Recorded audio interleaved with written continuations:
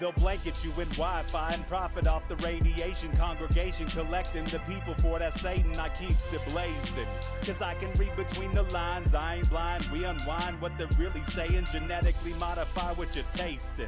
Don't need that cottage promise, so now you live up in your mom's basement. Redesign time so your mind is always wasted. Programmed to crave the basics. Keep the beta in stasis. Pay the state, kid. You're in debt for being born. Messengers are more than just the price for being warned. Don't be alarmed, disconnect from their machinations. Stop subscribing to the folly of own nations. Bone breaking ain't the answer, cause they seek the ownership of souls. Spread the seeds and watch them grow. Break the chains of control. Break the chains of control.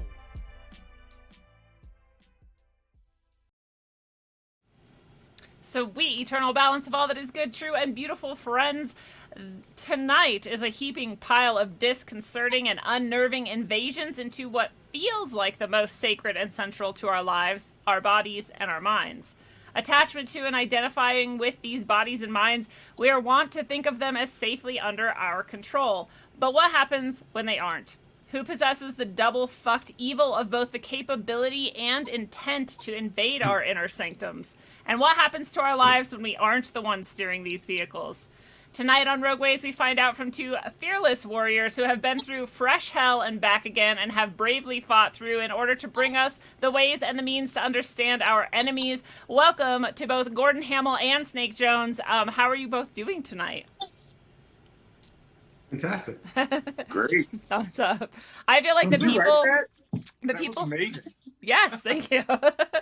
I feel like the people who have been through the darkest hell are the people who are the most likely to be like, yeah, shit's rad. You know? Totally. Well, I mean, how could it get any worse, right? Exactly. You know exactly how bad it can be. Exactly. So you're like, this is pretty chill, actually. The whole world's burning down around us, seemingly, but I'm good. I want to remind everyone out there to go to rogueways.org to grab tarot readings, Oregon pendants, and other fun stuff that is only available there. And also join us at rogue.locals.com if you want to be in the best community on the internet where nothing is censored and we can talk about everything Rogue Warrior related. And pointless question of the episode is how we always start, so I was not going to miss that tonight for anything. And I wanted to ask you guys just what is the best thing that has happened to you lately, or the best part of your life recently, or the best part of your day, or just something that is good? Go ahead, Gordon. I guess. I don't know. Peace, like just getting out in nature. And just feeling peace with nature. You know, with yourself. That's the best thing. Yeah, you seem to have some pretty epically gorgeous nature around you too, so that's easy for you. Well, it's all out there. You just got to go get it. It's true. You got to put yourself in it and find it. I'm in massive support of that statement. What about you, Snake Jones? Your podcast, Rogueways, Aww. doing this today. This is awesome. That's so And cool.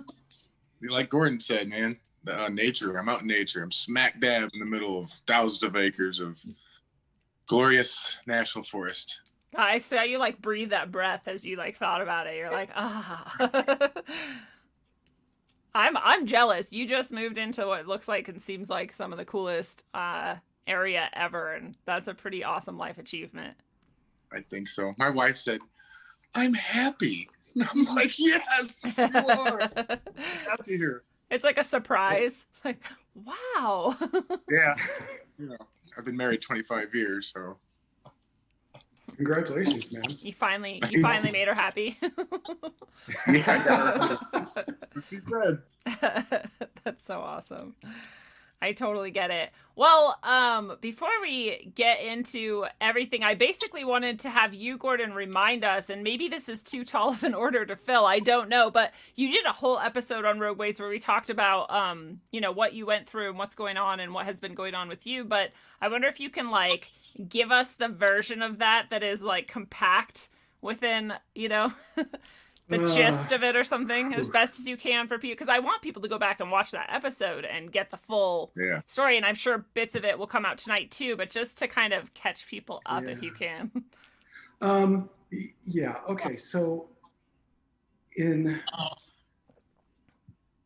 from 2006 to 2008. And then I worked for a specific company that was one of the big names in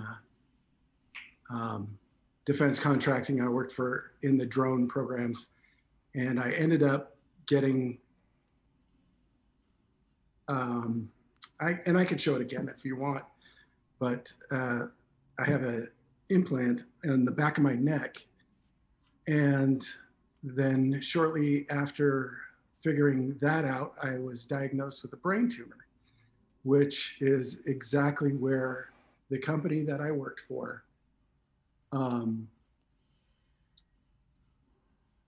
has patents to put biotelemetry implants into humans. And I found that out 2 years ago, I think now.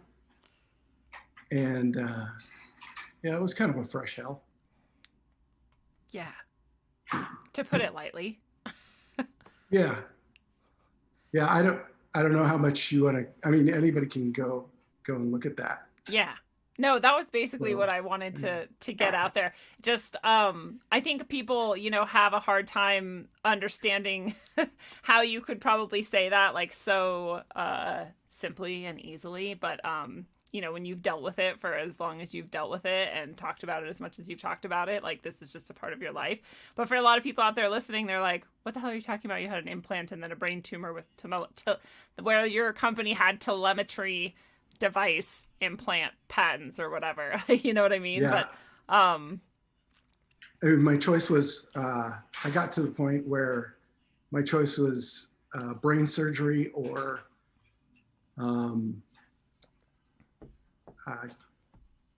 death. I mean, essentially, because those are the choices I was given, and I was hooked on a myriad of drugs that the doctors just keep pushing on you.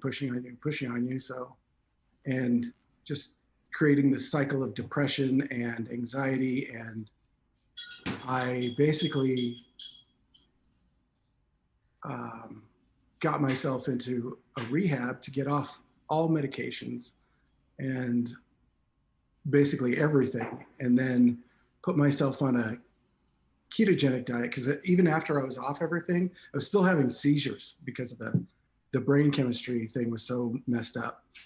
And so the ketogenic diet, I lost 85 pounds. nice. And I got off all medications. Wow. And the seizures went away like that. Surprising. Go figure, your body would heal itself. Yeah. And this ketogenic, sorry, Snake, I have you muted because it was the volume was weird. But I unmuted you. Did you? Oh, okay. Sorry.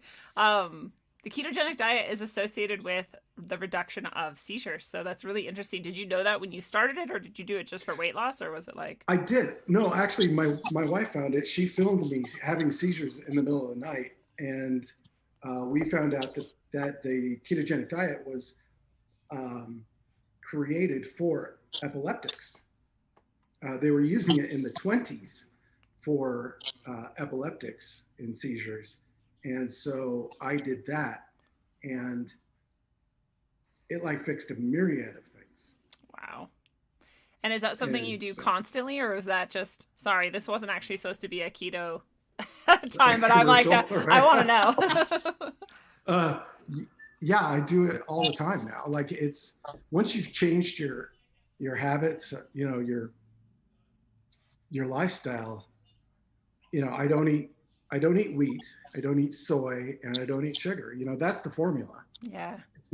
It's not rocket science, but all that shit's evil. But you still have so much. Sorry. No, go ahead. You still have an implant in there in your neck, and what happened with the tumor, the possible telemetry device? So what the doctor's consensus is with all my lab results and things, that all my chemistry and all my levels have completely leveled off. Everything's fine as far as they can tell, but it's still there. Like an MRI will still show it's there, but they can't say what it is. They literally can't. But- They're like, we're not allowed. Right, yeah. By the way, just by coincidence, I realized that this episode is exactly a year and a week away from the anniversary of your last time being on Rogue. So that's kind Is of it really? random. Yeah. Cool. Totally Oh, how the that's universe cool. works, right? And I have the link below, like if I didn't say that before, for anybody who wants to click over and have that waiting and open to watch that episode afterwards. But I want to just describe how this came together tonight, because like I said, Gordon had been on a year and a week ago, and Gordon, you and I met just totally randomly, you know, online. We were in the same group, and I started Rogue, and eventually, you know, you were like, I want to share my story, and I was like, hell yeah, let's do it. And so you came on and bravely told that story, and but Snake Jones came into the picture not that long ago, or at least for me. I started seeing you around in the chat. Marty Leeds was on and decided that you knew, you know. He said Snake Jones knows, and so now we say Snake Jones knows. And then recently I was on Weaving Spiders Welcome, which Snake Jones is, I think that's your show, or you're part of that show, or however that works. And so we got better acquainted, and so that was all pretty well chance as well. And then you had mentioned that you were a victim of voice to skull harassment. And I was like, wow, we hear about this all the time, right? If you're in the conspiracy world or you're in the alternative thinking sort of crowd, you hear about voice to skull, you hear about things like implants, like with you, Gordon, and you just kind of like wonder, like, I don't know, is it really like being used? Is it really real? Do they just have it sort of like as a thing that might be possible? And, you know, but then you start to see things sometimes where you're like, you know, these people who become shooters or whatever, and they complain about having heard all these voices, and so easy to just dismiss them as schizophrenic, right? But then you meet somebody who has actually experienced this. And so for me, and I'm sure a lot of the people watching, this is a fascinating opportunity to try to understand it more. Not that it's any fun at all to imagine real people actually going through that torment. But then all of a sudden, after Weaving Spiders Welcome, Gordon messages me and he's like, hey, Snake and I actually have this connection in the past. And I was like, hold up, what? So you both had these things happen to you, and then you both have this connection. And I guess, like, how long have you guys known of each other? Have you been friends since you worked at like the same place, or how does this start? What happens? Do you want to go? You reached out to me through Okay. a messenger, right? So I saw, I connected with you, just chatting with you, I think on Balderson's site, Balderson's page maybe. And then I saw you on Beth Martin's show. I'm like, oh, I dig that dude. We were kind of connecting anyway. But then I heard Weaving Spiders, and you said that on there. I'm like, dude, I work for that same company. So I messaged you, and we're here. This is it. So you guys I got chills. Yeah. So you guys haven't yet really even talked about it with each other? No. Wow. No, huh? That's no, crazy. This is it. Okay, so, and I know we might not want to say the name of the company, or do we care? It's up to you guys. I don't care. You? I was the subcontractor of the company you mentioned before. So Northbrook. Oh. Yeah. It's that company. That company. Okay, so that company, and so you were a subcontractor, which means they hired you to do jobs for them. Yeah. Snake. And then Gordon, you were actually working for them? Well, I was a contractor also, but I did I was in the camera program for the drones. Wow. So I was installing cameras, because I got good at making cameras in a previous job. And they're like, oh, we'll just plug you right in here. And it was really easy. And then once they, so let me explain this to you, Snake, that one of the things that they had me do was sit and watch live missions. Mm-hmm. Did you do that? No. Oh, okay. I was like, wait, what? Okay. So my job essentially was, as I was told, was to sit, watch live missions, and do live troubleshooting. So I would watch what was happening with the drone in live and watch some of the coding and stuff. And I would understand it. There was only one time I can ever remember actually having an issue that I could fix, which kind of like triggered me to think like, this is kind of bullshit what I'm doing. I don't know what I'm doing. Why am I here? And I always had a handler. There was always a military guy that sat with me the whole time. You know, I had to have a secret clearance.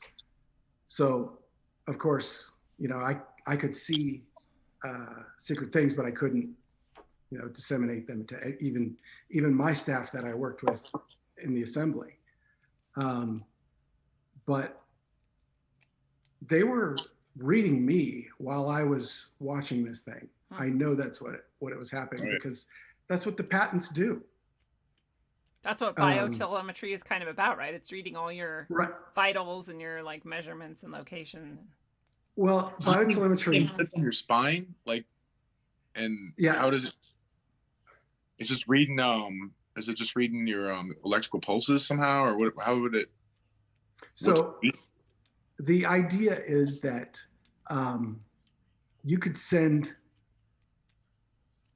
controls. You could essentially control a drone with your mind. Yeah. But they weren't, because you know they have helmet. Let's be clear for anyone listening. It's not like you, Gordon, were like, I'm down. Put some shit in my neck. You just one day realized you have this. But you're saying that's part of the idea is that they might want something like that in a person to test whether or not it can. So they might have been reading like your reactions to the videos, not just like, what does this guy think and feel about this, but like literally like where are his eyes and like what is his pulse and how might that relate to how we could control a drone or something. That's exactly it. Okay. I didn't sign up for this. This was a human trial thing. And it's not like I joined a program and to go, hey, yeah, put that thing in my body. I didn't do that. I'd love to be your guinea pig.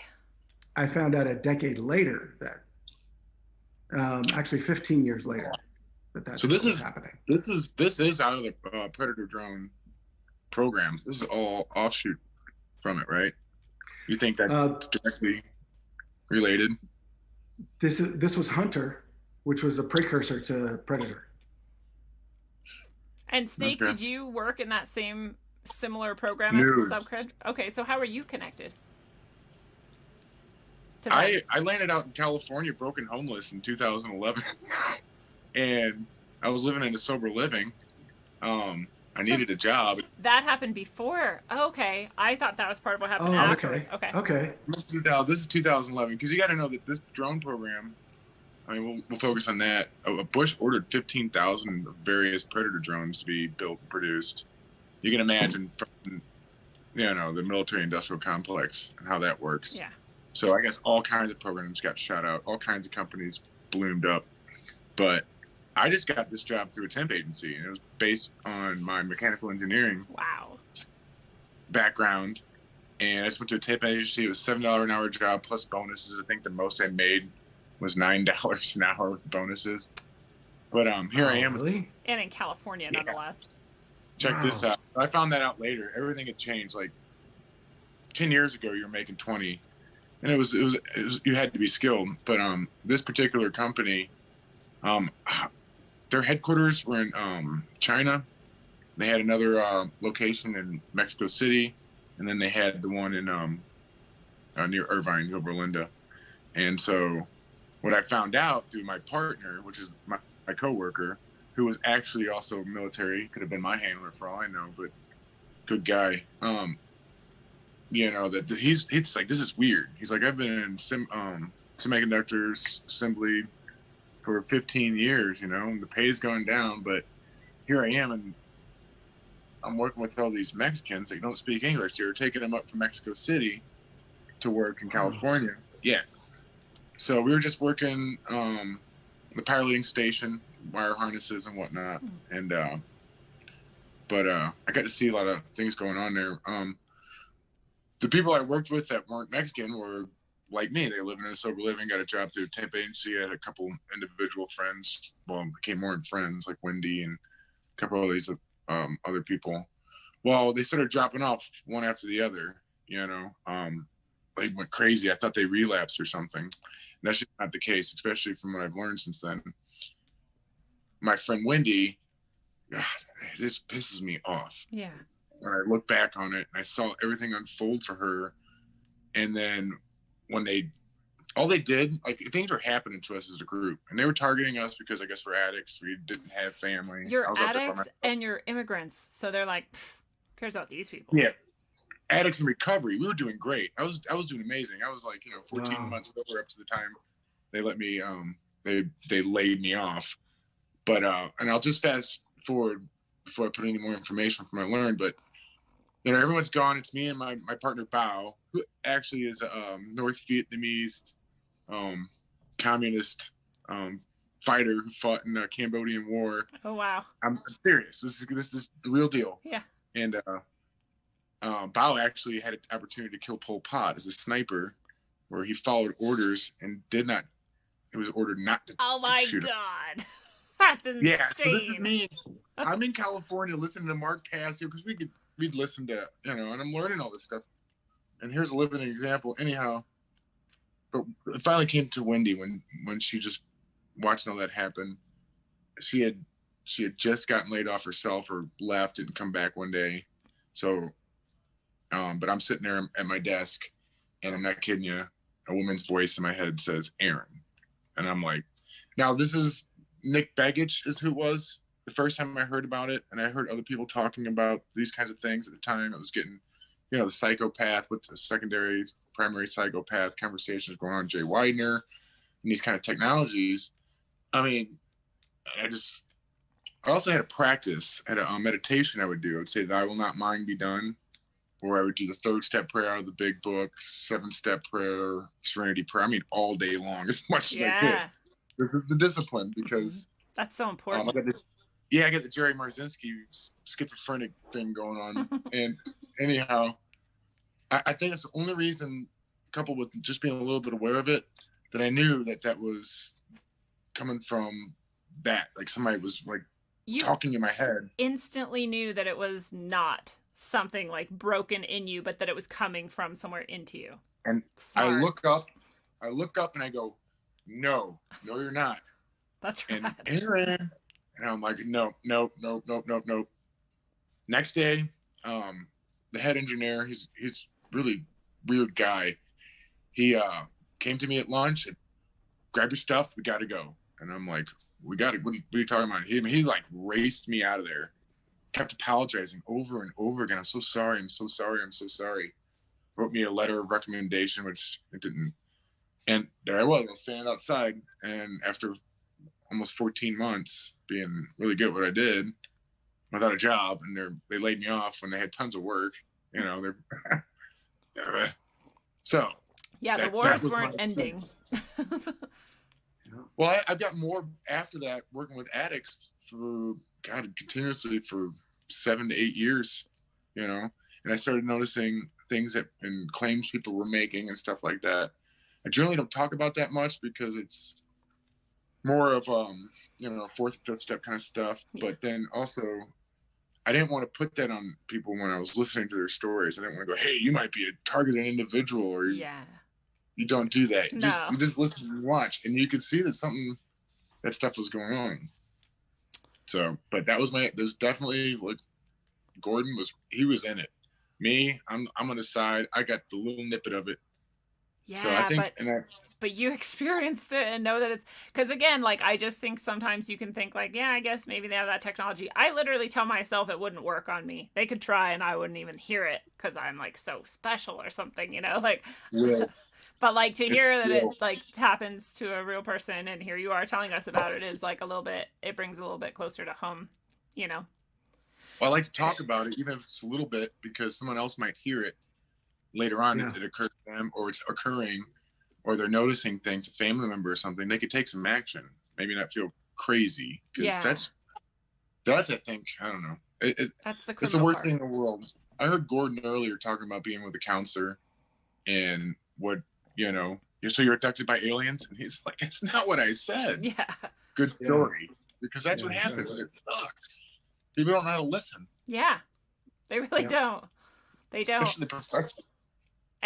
I think too, like, I wonder, you know, you guys have experienced these really invasive, really direct, you know, like you are a target, you're the victim or whatever. And, but I wonder how broad it can get, because I tell this story sometimes where I was with, someone, you know, we were sleeping, we woke up in the morning and we both, and I don't remember exactly what it was, but I'm just going to make it up to, we both had dreams about like Rush Limbaugh eating a hamburger and saying the word Pepsi or something. And I'm like, how the fuck? Like, I get that our minds are melded if we're sleeping in the same bed to some degree, you know, and that you have like some crossover. And, you know, I believe that we can like encounter each other in one another's dreams and all of that. But this was like, why would we even dream about those things? Those aren't our style of dreams. Like, that's not normal in the first place. And then we both had it, and it was both like the exact same sequence. And I was like, so are they able to kind of just shoot out general suggestions, and like, unlike a voice that you hear directly, it's just sort of like ideas that are sort of pushing into your mind or something?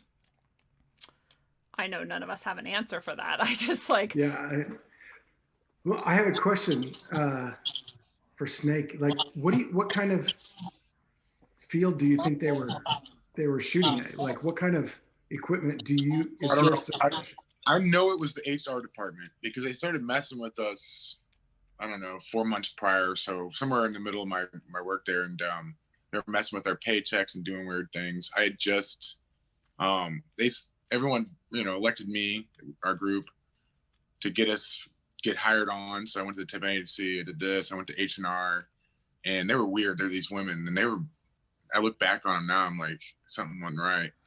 So I'm pretty sure it was HR department. It was weird people. They were already messing with us before. So what I believe is, it was just, this stuff is made available for beta testing. I don't know, for you know, programs and stuff like that. It's just what it is. It's like, here you go, there's equipment. You know, we'll pay this, use it, have fun. Here's whatever criteria, give us back the information. I mean, that's how I imagine it would go. Yeah. You know, because we're dealing with psychopaths. Yeah. Yeah. Sociopaths, they don't care. When you were working with them, did they have you sign anything, or did you even go through a testing and stuff? You signed an NDA, right? No, I don't know, because look, dude, I'm working in there, and all our schematics, all our drawings, everything, even though there were wiring harnesses or this or that, or components for a whole, you know, we didn't put together the piloting station itself. I never saw a drone. We worked on a particular model, the Avenger model, whatever. But every document said, you know, whatever class secrecy, if this leaves this building or any of this information gets out, this is, you know, we signed that paperwork. But there was a bunch of Mexicans carrying this stuff. Not to mention that all the parts came from China. That's like my friend Bao was like, this is so weird, Aaron. This is so weird. This is all non-mil spec. It doesn't make sense. What? They had you building non-mil spec for Predator? For the Predator drone, yeah. So it's even more likely that you were literally hired just to be like almost like guinea pigs. Dude, these drones are domestic, and they were working with the Chinese government to build these drones on us right now. I try to tell people, like, China fucking has owned us for a long ass time. They're infiltrated deep, and I don't even know how easy it would be to get them out at this point. But I wanted to ask a similar thing to what Gordon just asked to both of you. Like, do you feel like it's possible that anything you signed to work there, they didn't necessarily like tell you, but there's always like fine print and stuff that it maybe said something like, I consent to let you test me on me or something? Because I feel like they have stupid ass rules that they have to fucking follow. And so I feel like you must have unintentionally submitted or something. You know what I mean? Maybe not, but. I was like 2 months sober when the last thing I cared about was paperwork. Yeah. It was pick a 60-day chip, and, you know, I signed anything for a job. I mean, because that's what I was thinking before we started. I was like, I don't even read shit. Like, when I'm like, there's like 40-page document. They're like, do you agree to work here? I'm like, yeah, whatever. Get out of my face. Yeah. So I can imagine that they feel somewhat like they're allowed or something, you know, like as fucked up as that is and as wrong as that is. So mine was that, so I had to get a pretty hard security clearance. So I had to go through a kind of extensive testing, and yeah, it was a stack of that, you know, just sign Psychological this, testing? this. Yeah. See, man, yeah, And- that's why you got to have this conversations that you have in the interviews that you do are so amazing, Gordon, because other people are walking into that, and if they just hear a little bit of it, you could save someone. Yeah, good point. I would hope so. That's why I did this. You know, that's why I had to talk about it. I mean, for my own sanity, you know, Yeah. to find out if there were anybody like you know, anybody else that have experienced anything like it.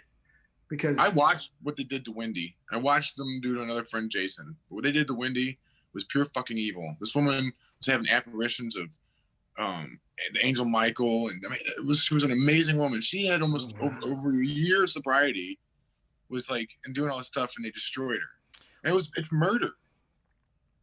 Why do you think they chose? Is she her? not alive? I don't know.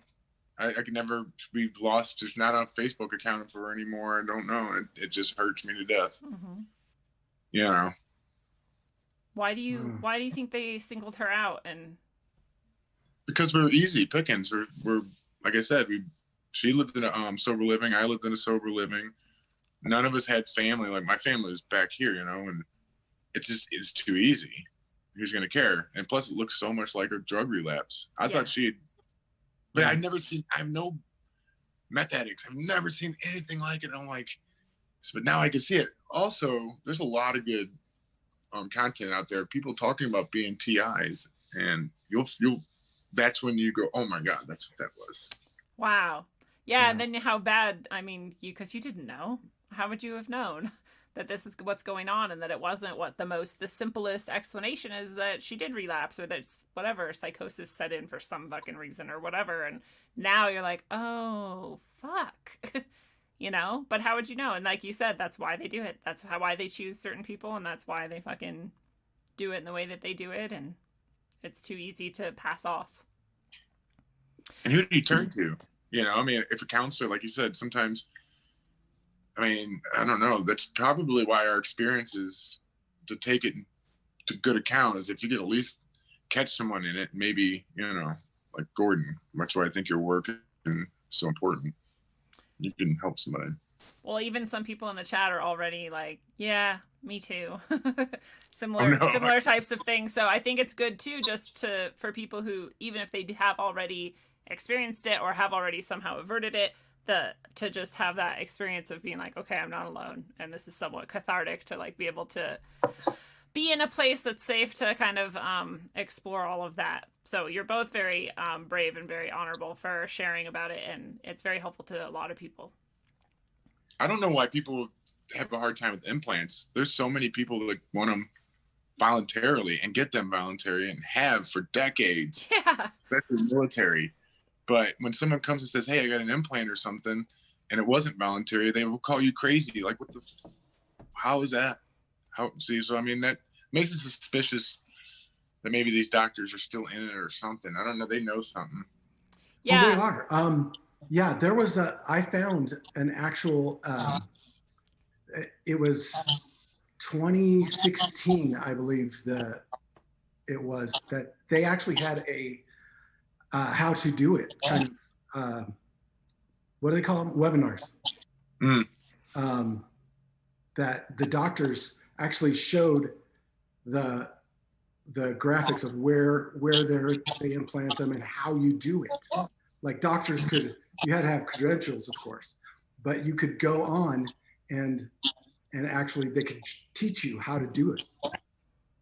So I know it was in 2014, it was ramping up. I don't know what it looks like now, but I found the patent in 2018. Yeah, 2018. How'd that feel? We were like, yes, or we were like validating. Yeah. You know, it was free because I finally knew I wasn't crazy. Yeah. Someone asked a really good question in the chat, which I know why I think the answer is, but I would love to hear your guys' ideas. Apple Fritter asked, why are implants needed? We all have phones. Which is true. They're a tracking device. Like, they're a data gathering tracking device, and we all willingly just carry them around. Not all of us, but, most of us. I know I befriended a Navy SEAL, legit. This guy was great. I met him in jail. We were 6 months. We spent some time together. This guy's a real deal. He had implants from the late 80s and 90s, which were hormone implants for his muscles and stuff like that. They were experimental, but wow. I'll take it, give me. Wow. So when it comes to implants, the applications are endless. Like, what can you do to enhance anything, or, so there's not just enhance, disrupt, like control from the inside. There's just got to be so many different applications. So, Well, one of them is a defibrillator. Oh, they true. have, instead of having, they have much smaller ones now. They just, it used to be a big old blocks that would stick out of your chest, but now they're pretty small. They just, if your heart kicks out, pop it right back on. Transhumanism. Yeah. Come on, guys. Exactly. I mean, this is what we're talking about. It's like here. Exactly. That's the thing, is I have metal rods in my spine, so I'm technically kind of transhumanist, but I wish that I wasn't. I wish I never had them, and I don't know where the line is, but I know at some point I'm like, okay, like, I guess some mechanical shit I'm okay with. And then after that, and then, like, I don't know, it's hard not to be okay with a defibrillator. But I'm just like, at some point, I have, like, a line where I think humans should just fucking stop. I honestly think maybe we should have stopped before that and just let ourselves die if we're not good enough to live. Like, if we're not, like, strong enough to live, but maybe that's a little bit harsh. I don't know. But I just don't like it. I don't like modifying our bodies. I don't like becoming machine. Did you feel like what did the voices sound like? Like, what was that experience? It was a woman's voice. Yeah. It was a woman's voice, and they told you what to do? No, just called my name twice. It was Aaron, and I'm in my workstation. I'm probably listening to headphones at that time. I don't recall, because I'd listened to 8 hours of awesome YouTube podcasts like this, but it was a woman's voice, and it's in your skull. It's like, it's it's coming from a microphone. You just know it. Your head's speaker. It's inside your head. If they messed up, I don't know why they would use a woman. Yeah, that's why I'm like, they fucked up right away. They did. So that was, thank you for that, by the way. Yes. But it was Aaron, and I'm looking around, and I don't know, I was looking at the ceiling. Oh, Aaron. And I said, oh, no, you're not doing that. You're not doing that. And I'm looking around, and I'm like, well, what the hell? This just happened, You kind of go through that. I remember ending my day just like, I experienced so much weird shit out there. It was an experience. So, but once you got laid off, after that, oh my God, I don't have a job. I'm going to pay my rent, blah, blah, blah, doom and gloom. That was, and then you have to go through this process of looking back at it all. And you said that they were fucking with you all kind of before that, but not in like voice to skull way. But what other stuff were they doing? Just. That's what I mean. See, I had this amazing discipline. I think because of the "Thy will not mine be done," my routine. I had an amazing support group at the recovery house of these men and stuff like that. I was always very busy. So maybe they just left me alone for a little bit and went with who was like Wendy and my other friend Jason. I don't know what they were doing to Bao. Bao was a trained communist soldier who went through a Spetsnaz communist re-education camp. That's fucking wild. Wow. Yeah, no, it was, being with him was an amazing experience. But so I don't know if he could have been under it. Yeah. I don't know. He just was able to handle it better, but they were. That's a really good point to even wonder too, like how many people were like just hearing it and like, meh, I'm just not gonna respond to that like at all. I'm gonna pretend like that's not happening. Like, you'd have to like engage somehow. What were they gonna do? Start like telling me they were an angel or a god or something? I don't know. Yeah, seriously. That's awesome. Like you said, that you had that discipline. Thy will not mine be done. Thy will not mine be done, or anything like that. One of the, not at all similar, but similar in the sense that it was an invasion, that it was unwanted, that I have experienced in my life.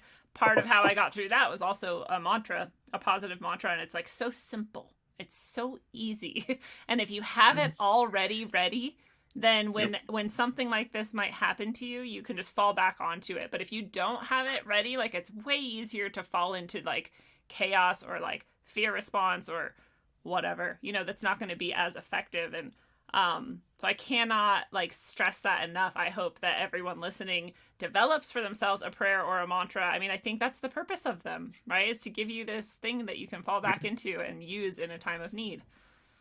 Very powerful tool.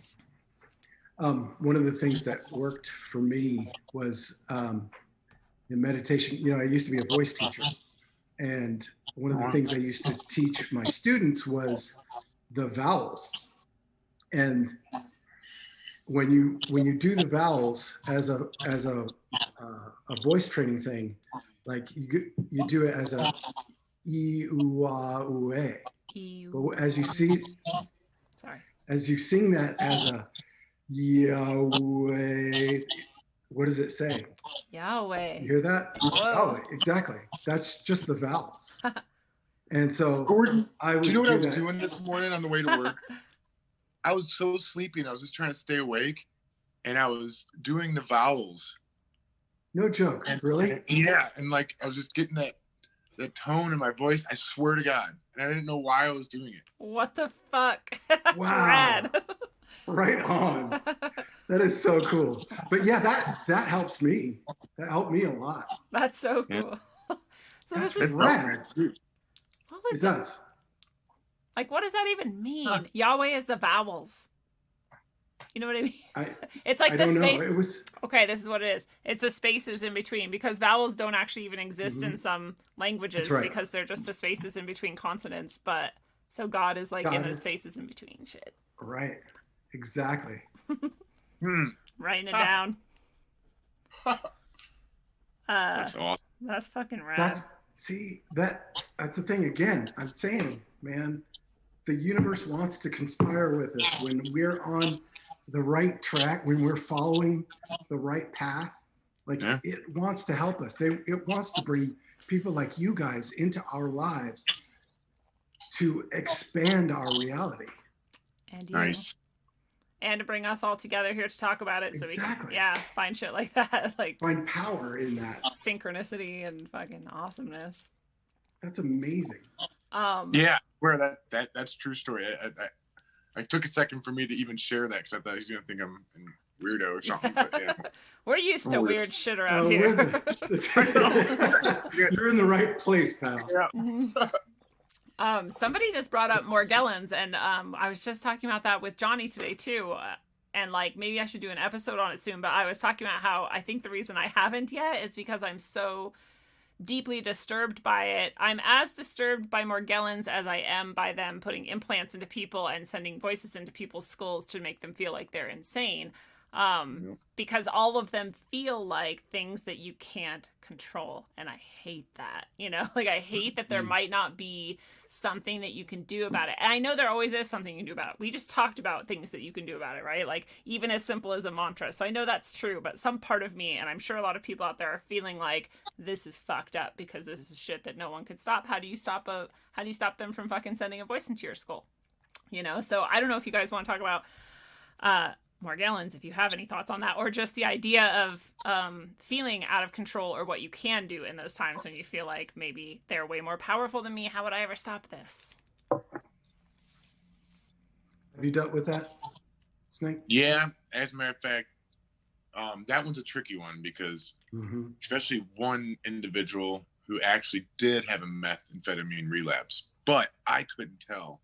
And it was her claim of Morgellons, like had like picked her whole body apart and was doing this. It was so it's tricky.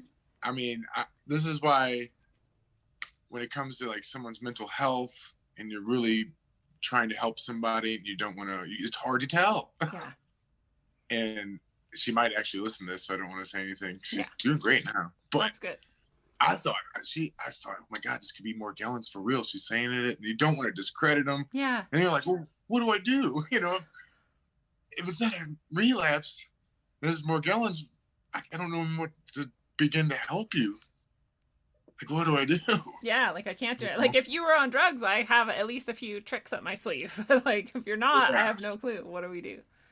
Because we know it's real. I mean, I don't discredit. There's people's claims, like, you know, Elena Freeland says she, you know, I trust her. She knows her stuff. But when it first came out, it was scary.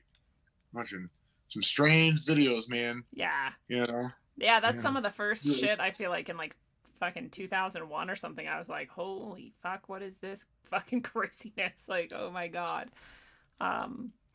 With Morgellons specifically. But that is a really good point that you say, and I want to emphasize it again, that like there are actually people who are experiencing voices and stuff that are not voice to skull technology, and that might need a different kind of help. And I still also think those people like Jerry Marzinski and Sherry Sweeney talk about are actually experiencing still an outward entity projecting into them or whatever, but just of a different spiritual nature. And so it just might be a different type of help, but it's still the same sort of thing. Like you don't discount it. You don't just like, oh, you're fucking crazy, get out of here. Like, you know, but it is good to know that both things exist.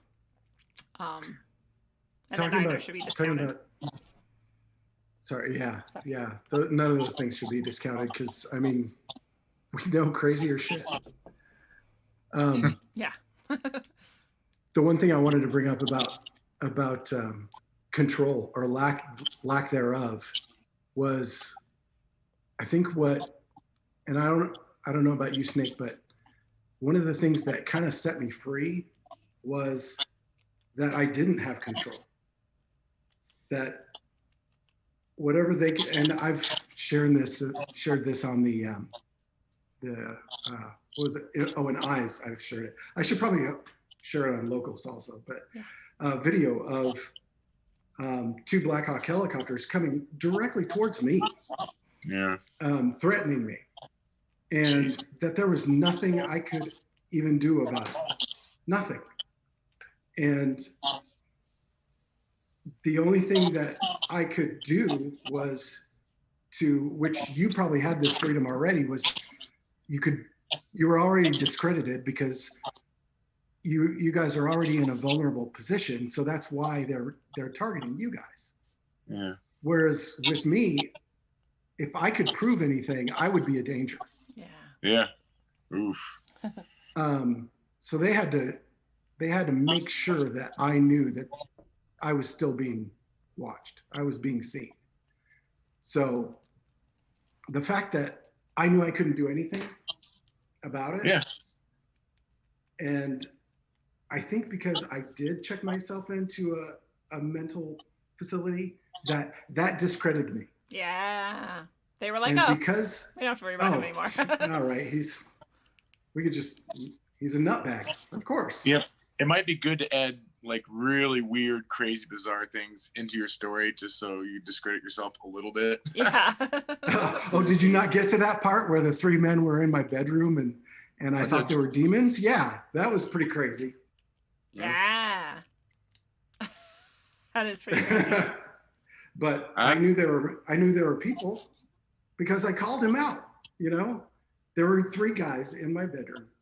And I thought this was a spiritual attack. I thought I had demons in my room. Yeah. All I could see was blackness, but I could see 3 figures in the blackness. And I'm, of course, terrified, and I'm fighting against whatever it is that was keeping me. It was like old hag, like you couldn't. Yeah. Couldn't. So I'm fighting against that, and I said, if you're trying to get to me, you're gonna have to go through the God in me.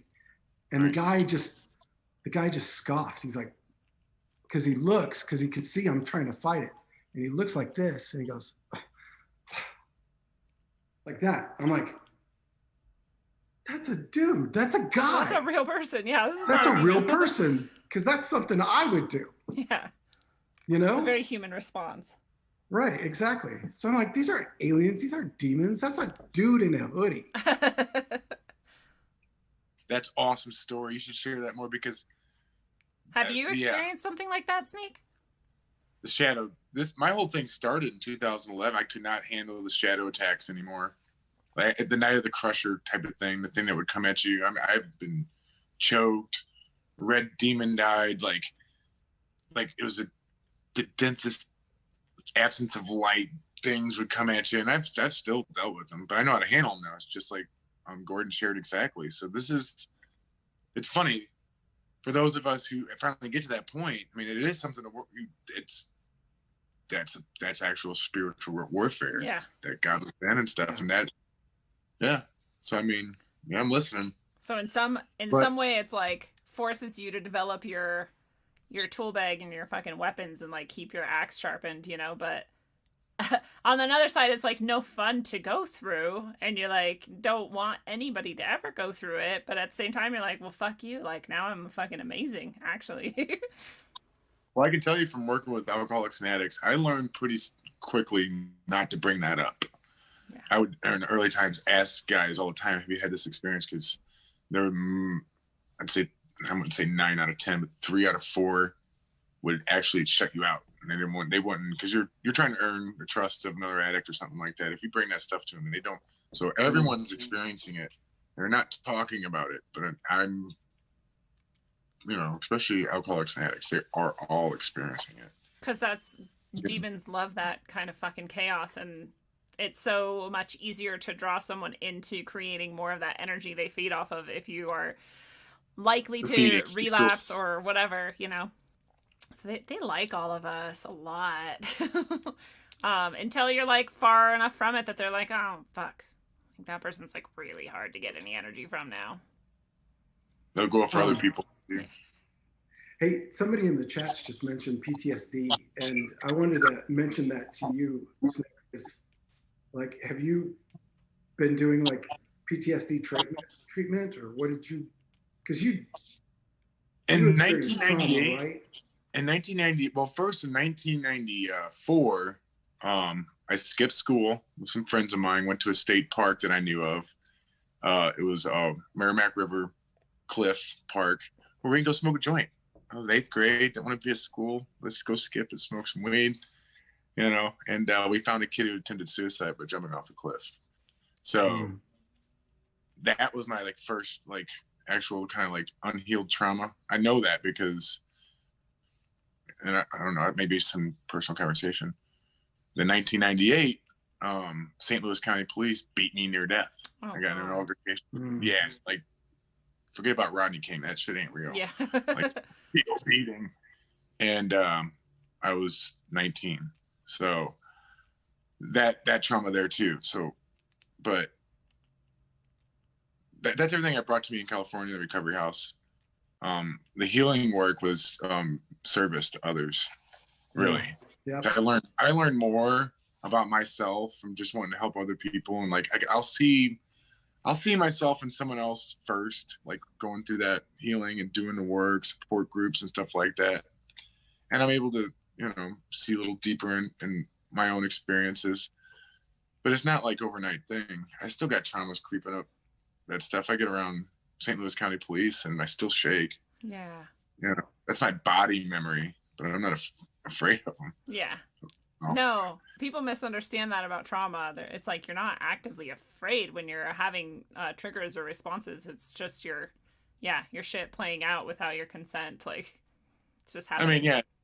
So when it comes to trauma, and then there's self-trauma stuff. When you're as an addict, my whole life was self-destruction. I'd do anything to self-destruct. And so I did a lot of things myself. But, I was saying, and I first started using this axiom, I don't know, 3 or 4 years in my recovery, is trauma is a gift.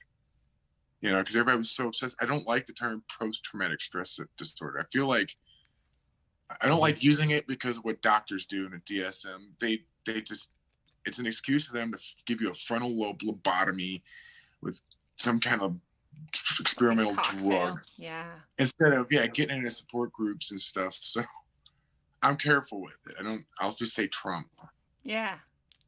I like that. And it's also interesting, and I don't know if I just found myself too with my own trauma work that all of my traumas also connect back to some ancient ass shit, past lives and stuff. And I don't know that everyone has that experience, but I feel like there's a reason why we experience these things, and that when we're healing them, we're kind of healing all of ourselves, but all of our like past lives, all of our ancestors. And then like you said, Snake, we're also healing all these people around us, because even if we're not intentionally doing service, which is the best way, you're absolutely right, it's the best way to heal yourself and help other people, but just by like sharing it here or the other random times you end up talking to people, or just being more compassionate because you understand, or listening well because you know what listening well means, like all those things, you know, go together and you're actually healing literally the whole world. So it is kind of a gift in a way. Again, not one that you want anyone to necessarily have to have, but you're not going to make it through planet Earth without trauma. Yeah, that's very true. And I've seen some very unique ones, like you're just like, what? But you know, there's a lot of, you know, everyone's gonna experience. So I don't know. I try and do, if I'm, what encourages me to do any kind of that work is because if I heal from it, I can help someone else. And you know, that's it. Yeah. Are there other things that have happened? Like Gordon described the helicopter, the Blackhawks coming towards him, and you know, the men in his room. Have you experienced other things, Snake, where you feel like people were targeting you intentionally, or trying to send you a message, or just fucking with you, or any of that kind of stuff? So on my way to work at this particular company, I rode a bus for 2 hours to this job, and then 2 hours back. But it was the first time and the only time I've ever seen a TR3B. What's that? And it was right in front of me. Really? Yeah, dude. Wow. What's a TR3B? It's the Black Manta. It's a stealth blimp. Stealth. A stealth information gathering blimp, and it's beautiful. Actually, it's brilliant. They're beautiful. Yeah. I still don't know what we're talking about. Will you say the letters again? Okay, TR3B Black Manta. Yeah, they come in various sizes. Yeah, yep. It's a delta wing. It's a big black triangle. Oh shit! I'm showing it on the screen for people who might be as ignorant as me. This fucking thing. You guys can't see it, sorry, but the audience can. Yeah. You saw it in front of you on a bus? No, I just got off the bus, 2 hour ride. This is the thing I saw once too. Fuck that. Did? That's fucked up. I didn't know this was like a thing. Check this out. So when I was working, there were skunk works in another warehouse. Oh, yeah. And I saw what they call Vantablack now. And it's the black that, like, people in the chats will probably know what Vantablack is. It's a paint that absorbs light. It's like, you know what it is, right? Bends your fucking brain because it's the blackest black that you could have in material. It's the craziest thing to see in person. Like you can almost feel that it's like the light is being sucked into it. It's the weirdest thing. It's the absence of space. Sounds like those shadow beings. That's exactly where I was going, dude. It is like seeing a shadow person in a piece of material. Yeah. Because it's sucking the light into it. Ugh. It's the craziest looking thing. But I'm positive that was part of a TR3B project.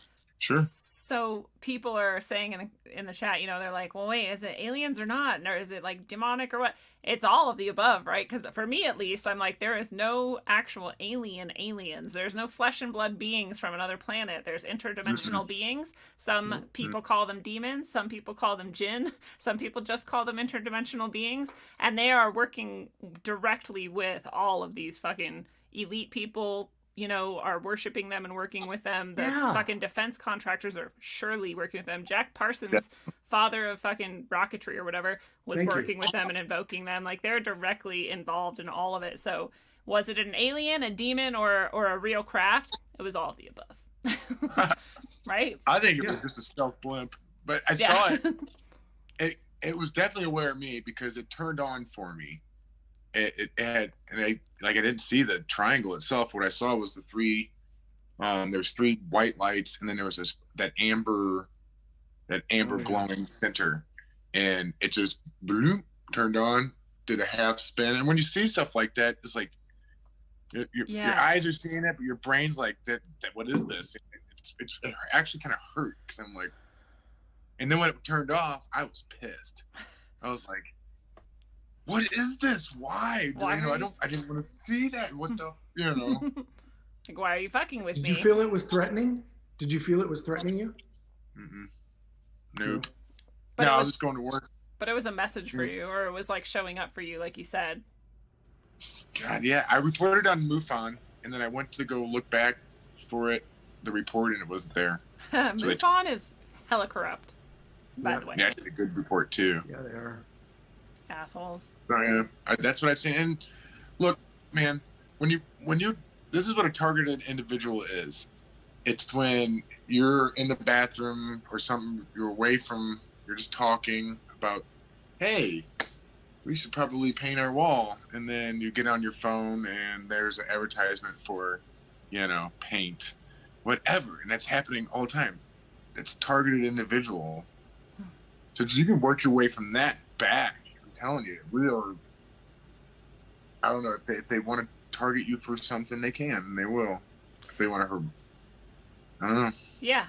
I've never called myself a targeted individual, but when you put it like that, then way, way, way worse than that has happened to me for many, many years. So I guess I am, but it's not, it's never been something that, because all that kind of shit would happen to me way after my spiritual warfare, like, fucking battles happened. So I was already like, oh, I don't give a fuck about you.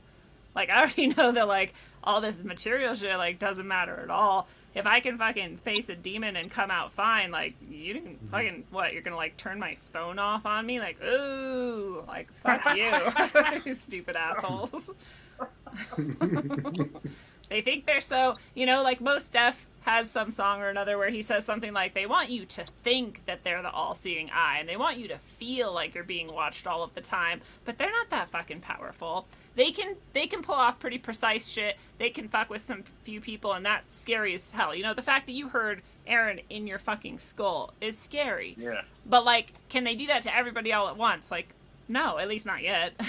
But they want you to feel like you can, and that's part of the whole aspect of trauma. That's like what's traumatizing about it, is that you don't know when or where or who or how or like what's going on, and so you're always unsure, and that's traumatizing, to always be unsettled and never feel like you can kind of just be like at peace and stable and whatever. And anyway, I think it's very important for us all to try to get to a point where we're like, whether they fuck with us and give us certain ads or have some fucking Blackhawks come towards us or have some people in our fucking bedroom at night, that we can say like, yeah, you still didn't hurt me, so go fuck yourself, or like, I'm still here, so like, go fuck yourself, like,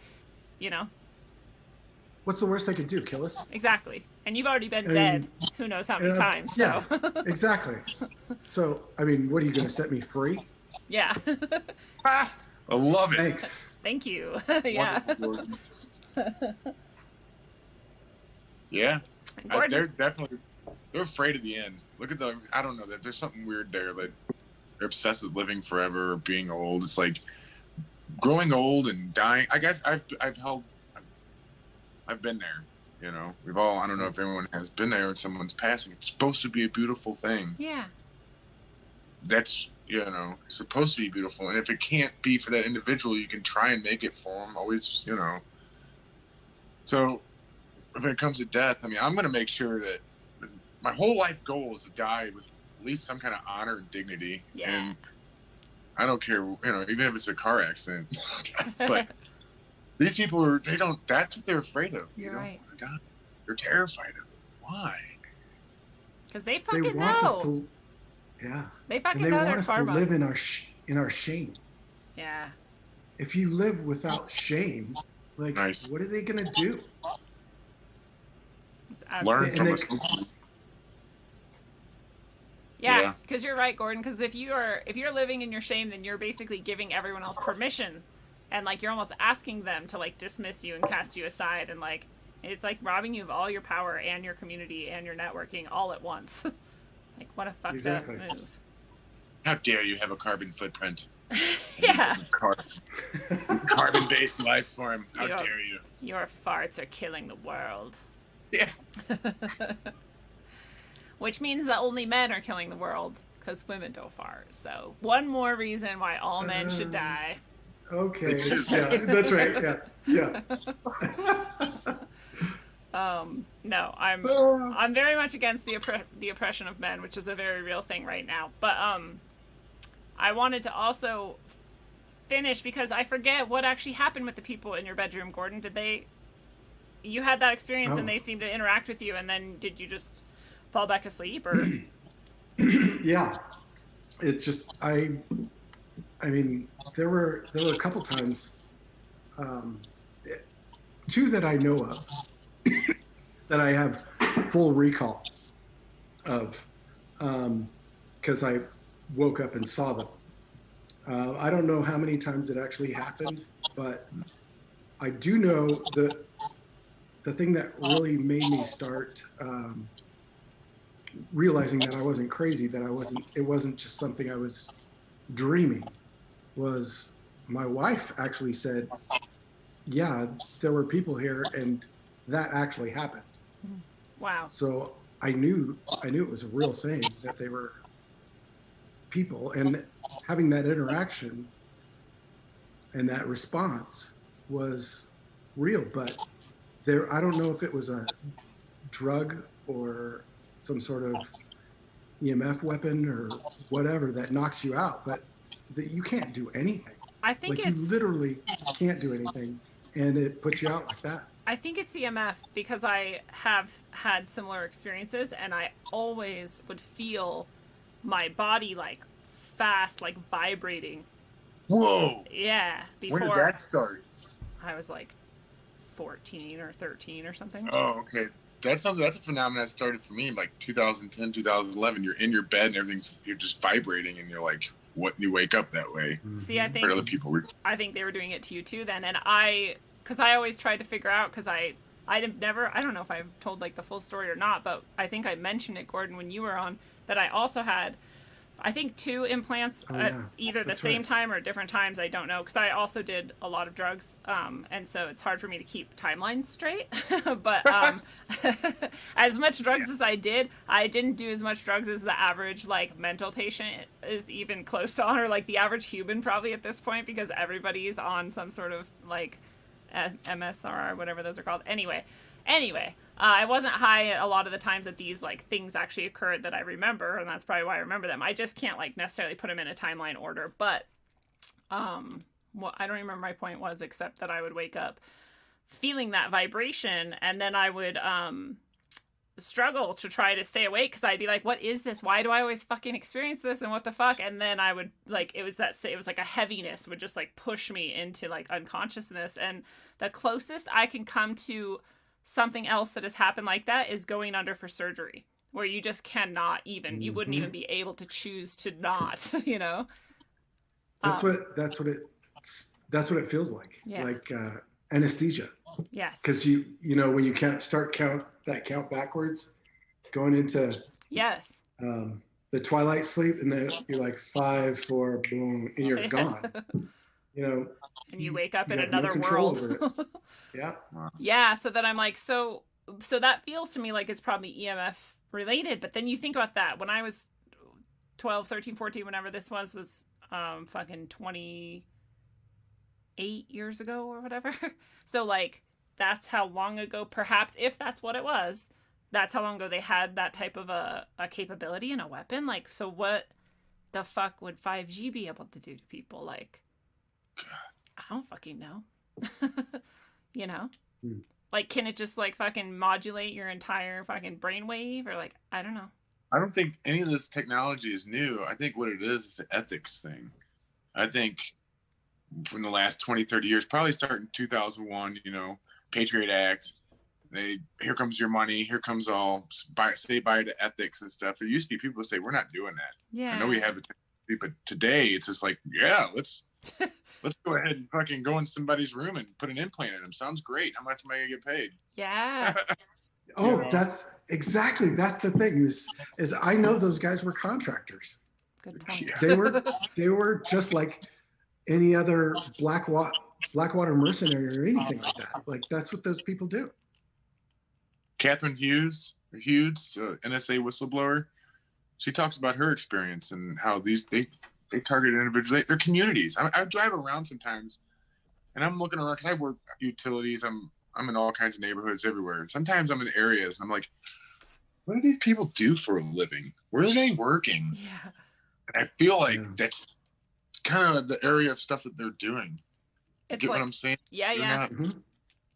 It's like Newtown, whatever the fuck. That place where where the thing There you go. happened. Where the thing Yeah. didn't happen at all but pretended to happen. It's like that town. If you go there and look at it, it's just like house after house after house with like nothing happening. There's no dogs, there's no people, Right. there's no cars driving around. Like, what the fuck is this place? And then I think you're right. I think it's just people who are like living this little fucking, I don't know, dude. I don't know how you can be that person though. Where you're just like, yeah, I have no morals and I don't give a shit about anything. I'll pretend my daughter just died and was coloring on her coffin or something. Like, sounds good. Let's fucking roll with Not this. human. Like, I yeah. don't, just because you have a body and you can make noises out of your mouth and dance doesn't mean you're human. That's a good point. There's I have a soul. yes, thank you. Soul 42. Yes. Yeah. And I don't know, it's phenomenon, but I'm noticing more and more. I think everyone else is too. There's an end game. Yeah. They're not going to be successful. They're just going to wreak havoc, cause destruction, and realize. I think this is cyclical too. Like Atlantis is cyclical, So here we are, and where humans like try to reach for the fucking pinnacle of what they think is like the best, like godliness of control of all of the other people, and really it's like you can't. But I guess have fun fucking yourself. Yeah. Well, that's one of the things that I'm trying to be making a point to people is that, it seems like everything's going to hell in a handbasket, but it's always been this way. Like there's never been a clean election. There's never been, there's never been a good Senate, with a bunch of all these moral people. There's never been good politicians. I don't know why people think this is a freaking surprise. It's not. It's never been good. Yeah. It's just Not in my lifetime. people seem to be so much more open about it. Like you were saying, Snake, like their ethics seems to be like lowering even more to the point where they're like allowing themselves to be like, yeah, I fucking went What's to that? Ukraine and told him to fucking lay off whatever, or else I wouldn't give him money or whatever the fuck Biden did. I don't care. But yeah, they're just like open about it. They don't even care. You ever seen Larry Flint's Caligula? Like, No. You never seen that? Oh No, my I haven't god! seen It's made 1970s. Larry Flint, hustler. it. Right. Peter O'Toole's in it. It's like the most brutally about Caligula. Yeah.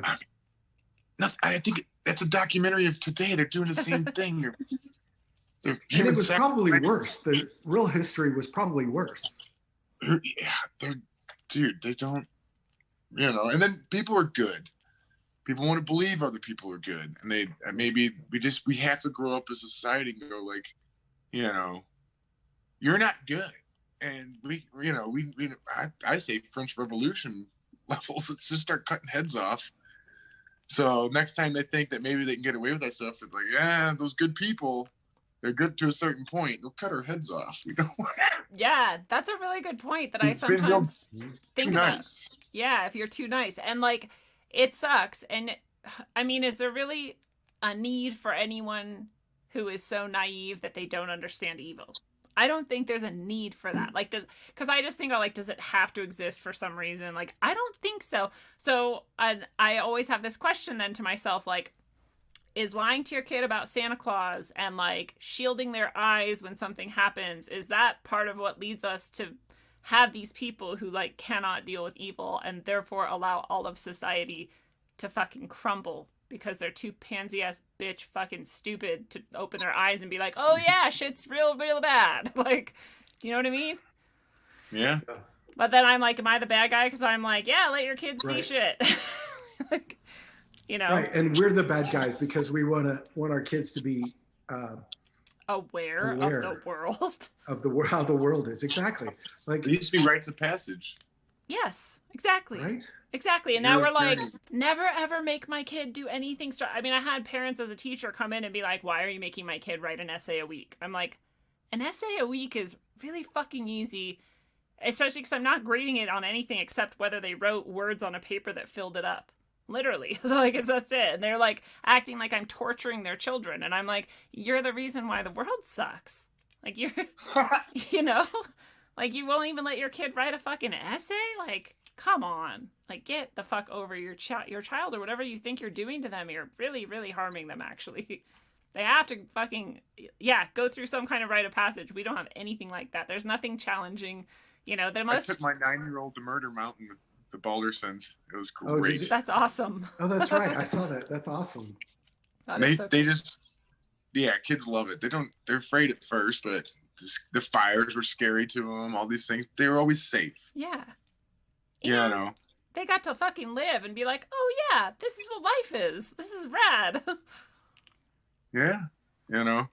I had this is really weird comparison. I'm a chicken mom, so I have to talk to my chickens. Maybe Snake, you can understand, but I have my 2 baby chickens, you know, and they grew up in my fucking kitchen. And like I cuddled them all the time and they're like my little babies. And then it came time where like they have to go outside. Like they have to. So I put them in their pen and I'm like freaking out. I'm like, oh my God, my babies are going to sleep outside. That's awesome. And I put them in this little pen or whatever. And they're like screaming. Like they're like, Mom, what are you doing to us? Why? Like they're like freaking out. And I'm like practically crying because I'm like, I'm killing my babies. And then they like made it through the night fine. Obviously, this is what fucking chickens do. And like they're fine. And I even like I feel like the next day they were like proud of themselves. They're like, yeah, we fucking made it through the night because we're chickens. And I was like, that's a rite of passage. Like you should come out the other side feeling like, oh, I get what it means to be me and I know I can do it. Yeah, that's important for any being. Yeah. That's the goal. Free-range chickens. Free-range chickens, right. They can take care of themselves. I swear, too, that, like, we could talk about chickens all night, but it's not really a show about chickens. Why not? They're so cute. I just feel like I have them in their, like, big enclosure because our yard is just wide open and there's nothing for them to hide under. So, but I can tell they want to be free-range, and I feel like I'm, like, I have stunted their development as beings because I can't allow them to free-range. So I'm like somewhat of a bad mother because I can't provide the environment they need in order to become fully actuated chicken people. Have you done a chicken tractor yet? Yeah, they had a tractor that moved around the yard and they liked it, but now they have it's not a tractor anymore because it's connected to their, they just have a really, really large run. But we do move it sometimes. So like, it's pretty cool still. Yeah, cool. I was going to mention that I'm really thankful for, you know, when you look at back in your life, how old are you guys, by the way? I'm 39. Snake, how old are you? 40. Just turned 40. Okay. You're not that spring of a chicken, but you guys are younger than me. So I'm about to turn 50. So wow. I was thinking about you don't look it at all. Wow. Oh, this whole thing? Yeah, I just put it on. I was thinking about those hard things in our childhood that we got over, you know, or like when I was a little kid, I got beat up. I lived on a Indian reservation. I got beat up by the Indians every day. And like, yeah, I survived that. That made me a stronger person. And I spent the summers on my grandparents' ranch and I had to, sorry, Lindsay, this is kind of traumatized you, but I had to cut off the heads of chickens to eat.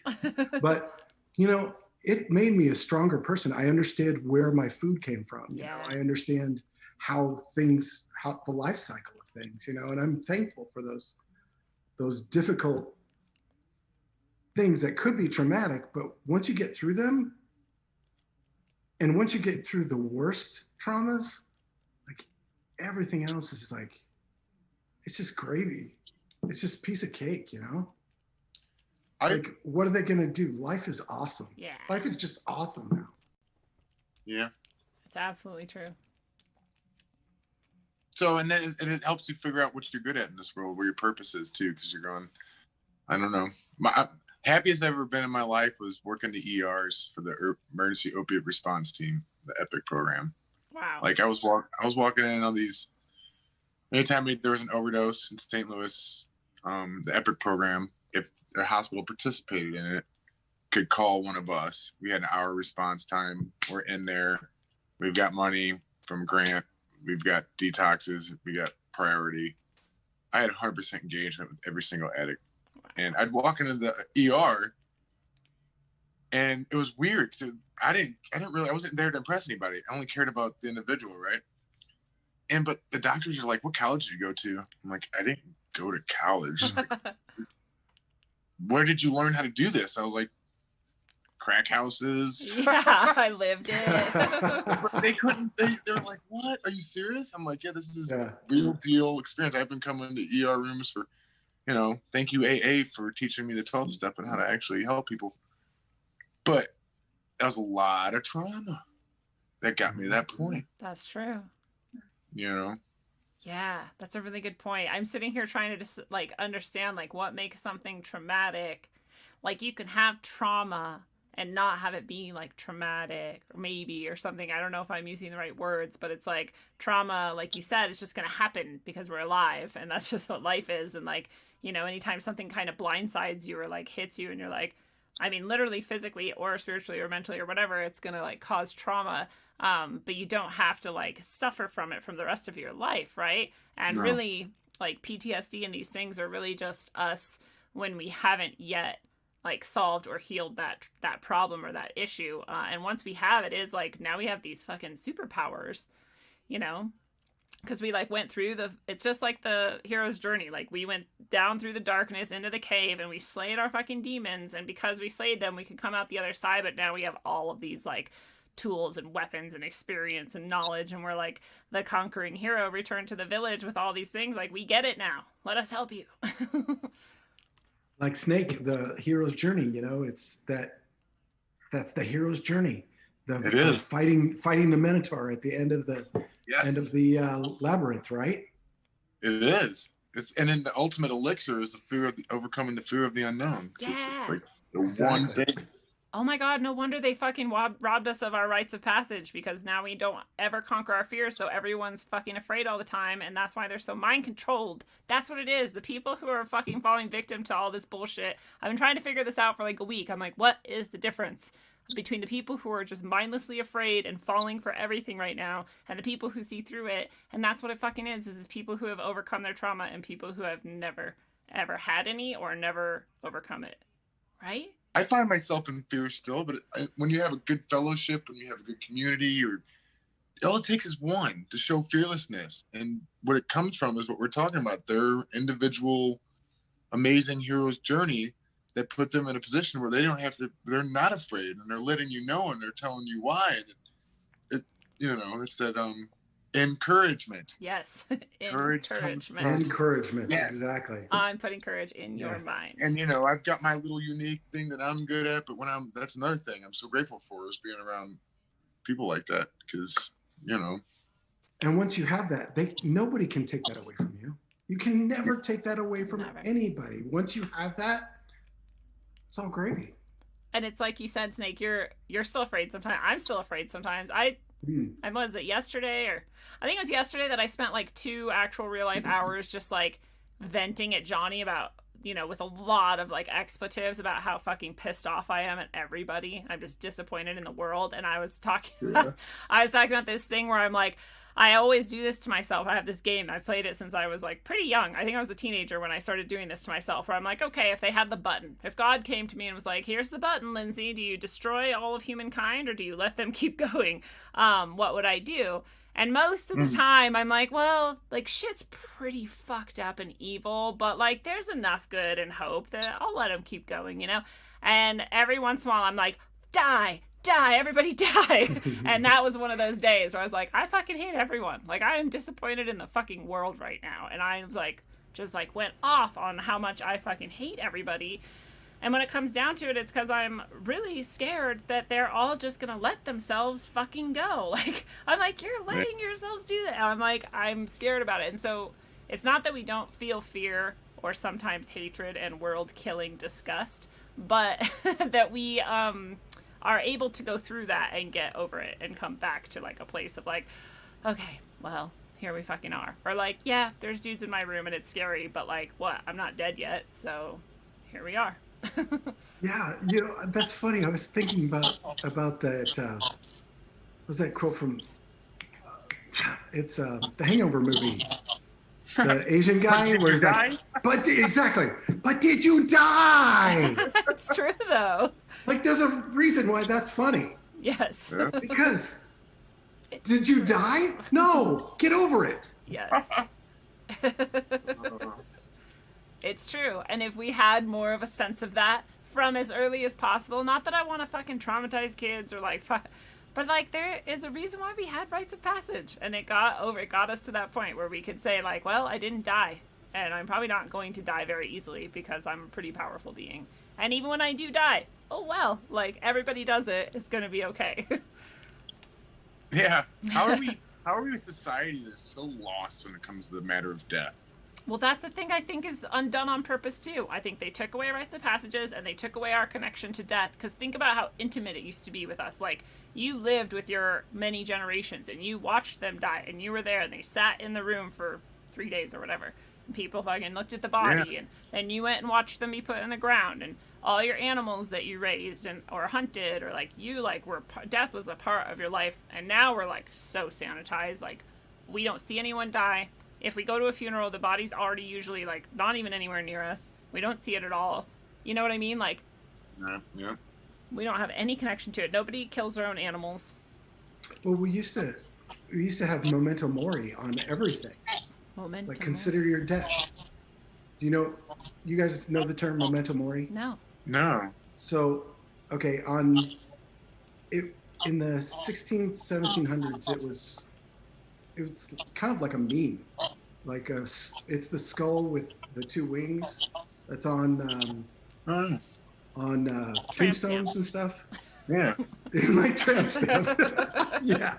On really terrible tattoos. Yes. Yeah. Like, But memento mori is consider your death. Like, remember death. Consider your death. That you're gonna die. Because I mean, death was pretty common then, and we've been so sanitized, like you say, that we don't experience death anymore. It used to be that everybody knew somebody that died. Now, people have their great-grandparents still alive, and we used to sit with our great-grandparents and watch them die, hold their hands as they're dying. And we don't do that anymore. We've sanitized reality that we don't even have that experience to sit with our loved ones as they die. Yeah. So how would you ever reflect memento mori? How would you ever reflect on your own death? Yeah. That we can add that to the list of really good practices. I remember talking about it on the I'm Not Dead Yet episode, where I was like, go look in the mirror and look at yourself in the eyes and just be like, you're gonna die. The end. Get over it. It's like, I'll be right back. I'm gonna get something real quick. I just think What like, episode is this? I did. You It's a pretty good episode. It's called Not Dead Yet. I think it's called Not Dead Yet, and it's one of the ones where I like am angry and venting for like 2 hours, and I'm like, why the fuck is everyone so fucking afraid? You have nothing to fear. You're gonna die. You already know that. That's the worst thing that can happen to you, and it's guaranteed, so get the fuck over it. Like, for a while, but... So, Nice. I keep this on my mantle on purpose. It's a brass skull I got. That's it was awesome. Clearance somewhere. But I keep this out on purpose because of that. I mean, it's decorative and I think it's beautiful. I think it's really cool. But It's awesome. Skulls are beautiful. But this is what we need to have in our consciousness all the time. All the time. We're gonna die, and get used to it, because it's gonna be a beautiful thing. Yeah. If you make it a beautiful thing. There's a... Now, Go ahead. I was gonna ask Snake, like, when you came close to death, did you have like that? What kind of experience was that? Because I had this weird thing where I was experiencing lights and kind of separation from my body. My near-death experiences were blackout. Yeah. But I've touched death many times in the last 10 years with working with heroin addicts, and that's like one of the things that insults me so much when people use the term pandemic. I'm like, I can't count on my hands and feet in my first few years of working with addicts that people, all friends, family, real people are gone and dead for the last 10 years. We were begging everybody, hey, look at this. You know, who doesn't know someone who's died of an opiate or fentanyl overdose? Right. I've touched death, and it's beautiful to be there. You know, but you know, I've seen things. When someone dies personally in my life, I have dreams of them, and they come and do stuff. Like things, you know, happen. So although I don't have like any like leaving the body experience, you know, I know there's, I don't know. That's not when I think about death. That's not what I think of. I think of like my last word. What will it be? Will it be "Thou will not mine be done"? Will it be "I love you"? Or I don't want to be bitter or anything. You know, well, I don't want to run away from something in fear of my life when I might have an opportunity to actually, you know, be courageous.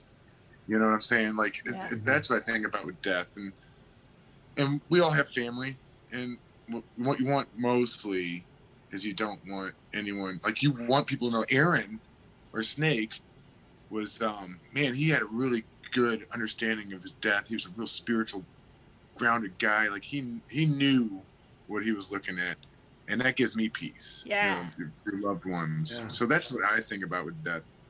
You know, I was just at a funeral. My best friend, when I was in California, this is funny. It's October 19th at 11:11 a.m. I get a call at the Patriot gas station while I'm using the bathroom, and my best friend had passed away at the age of 41 from a heart attack. That's awful. Well, you're going to have to apologize because Brian was an amazing guy, and him dying on his favorite bar stool, you know, where everybody thought he was asleep for 3 hours, but he was actually had a heart attack. Wow. And well, so I get home, and to be at Brian's funeral, his mother asking us to be the pallbearers, you know, to be able to go through the whole process and tell good stories and be somewhat. I was like the most positive person there. I was like, let's talk about Brian, let's talk jokes, and it brought people out of it, you know. Yeah. Everyone was just distracted with the mask, of course, which I wouldn't wear. You know, the funeral home told me that if I didn't wear a mask, they could get fined or shut down. And I said, did you just say that to me? They did. Shut down a funeral home. Call the police. Why? Because somebody's going to die? I swear. That's so ridiculous. But, you know, Brian, even, like, I know that you can feel the presence sometimes of a loved one or their energy. So, you know, I could focus, like, and then that you go through that, you're like, oh my, I'll never see him again and all these things. So you look for alternatives. Well, maybe there's something else I can do. You know, every time I think of him, you know, talk to him. It's okay to, I talk to dead people, you know, when I think of them, my father, all kinds of friends, you know, so. Totally. That's what I think about death. I mean, I don't know, maybe I'll go down like a tunnel, or who knows what the experience will be. Yeah. It's supposedly the best moment of all, so I'm pretty excited about it. Again, whenever I say that, I'm like, let's not all rush towards it. I think it comes at the right time and we just let it happen. But I think I'll probably laugh really hard unless I'm being like horribly tortured or something, but hopefully that doesn't happen.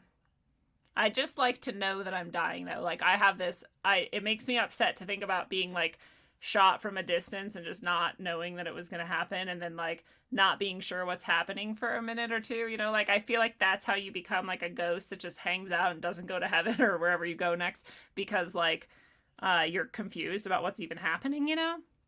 I don't want that to happen. I want to like know that I'm dying and then die. Yeah. And laugh That's while doing it. That's when other higher beings, and it's all going on around us. I know it is. There's higher beings, there's our ancestors, families, but there's always going to be someone there for you on the other side or That's whatever. True. Like, yeah, you're I know absolutely that. right. I think like death. I'll tell you. Okay, I met death under the influence of beautiful experience, the psilocybin mushroom, and it was amazing. The Grim Reaper himself just appeared right there, lucid as can be, And I'm like, huh. Oh, hello. It's death. Yeah. And he just bowed to me. It was wonderful. I was like, you know, I can handle that stuff. It doesn't freak me out or anything. It was very spiritual and it needed to happen. But Dude, he was probably like thanking you for That was your support of people as like who are dying or have died or whatever. Like, it was an entity. I think it's like I'm just doing my job. This is my purpose. yeah, that's You just know? a thing that happens in life. You have to. It's a process. Like, it's natural. You can't be mad at death. Just like you Well, can't be death mad is at birth. Like, these are just things that happen. I've always seen the angel of death as an angel of mercy. Yeah, I that's what understand why people. it wasn't negative at all. No. This entity, and it wasn't a hallucination. I think, it's like a egregore kind of thing. It came. I wanted to see it. You can feel it. I don't. Hey, People here's a who have question. never done hallucinogens don't understand that you can tell the difference between hallucination and reality. But anyway. Okay, so good. I'm glad you said that because that's a question I've had for you guys because I've never done. I feel like I've messed out. I didn't have the fun drugs. I had the terrible medication drugs. Yeah. But how did you know? How do you know that the voices you heard wasn't a hallucination from a leftover drug? Because I think it's important for people to know is the difference between what. Because I know my experiences weren't a hallucination, even though I wanted to attribute them to be a hallucination. But how do you know that they're not? Like the voices weren't like some Yeah. schizophrenic flashback. synapse. Well, like I don't have voices in my head to begin with, but Yeah. I have, and it was my discipline. And once I acquired actually being able to have a quiet mind for the first time in my life, that's my only saving grace. I know it is. Yeah. And then the talk, the being aware of it. But outside of that, they probably could have got me, because that's it. Did you ever feel like they could read you, like read your thoughts? My thoughts then with I Will Not Mine Be Done and a lot of conspiracy theories, was working on myself, this stuff. Well, I will say that.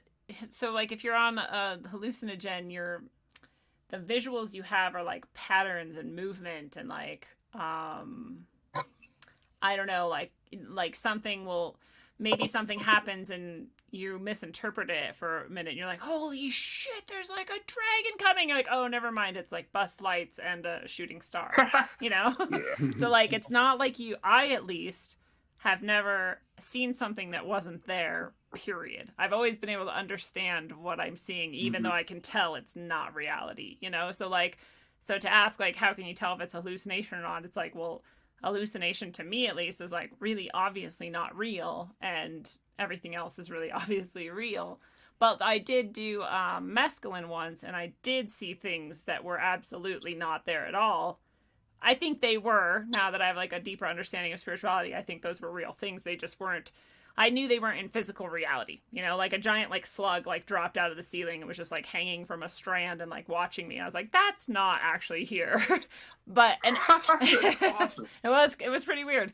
And like a head like came out of the TV and just like twirled around the room. Like it was pretty intense hallucinations. But even then I was like, I understand that's not actually happening. Like I'm not, I don't know. So it's hard, again, to explain to someone who hasn't experienced it why you just know. Like, unless you're, and maybe I'm different than maybe other people are like, what? None of that is similar to how I experience things. So maybe I'm weird. But I have always been able to tell what is real or not real, no matter how high I am. And I've had auditory, what I think you would call an auditory hallucination, which was a voice in my head. And it was just someone calling my name, and it was a friend of mine calling my name. I knew the exact voice. I was like, that's Laura.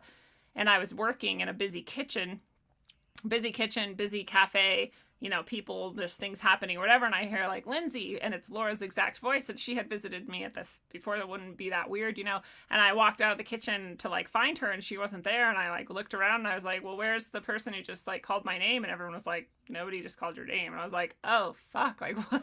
Am I crazy? Like, you know. And I've always tried to figure out what that was, and I think that it was a rogue wave of sound, and that my brain interpreted it as her voice saying my name, but it was just like a weird coalescence of like a bunch of different racket, like kind of sounding similar, and my brain just being like, oh, that's Laura saying Lindsay. Do you know what I mean? Because it wasn't like so clear, because it was through all the ruckus, you know. It wasn't like... anyway, that's the closest I've come to like something I wasn't sure if it was real or not, or what even happened. Okay, so I've got this nutty story that I know you're talking about things that you know are there, are real, but they're not flesh and blood. They're not matter. Yes.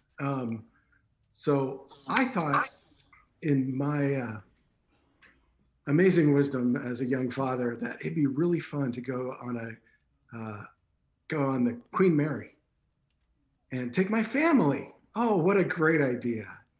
Go see some ghosts, and it'd be fun to see the mystical and encounter some spirits and stuff.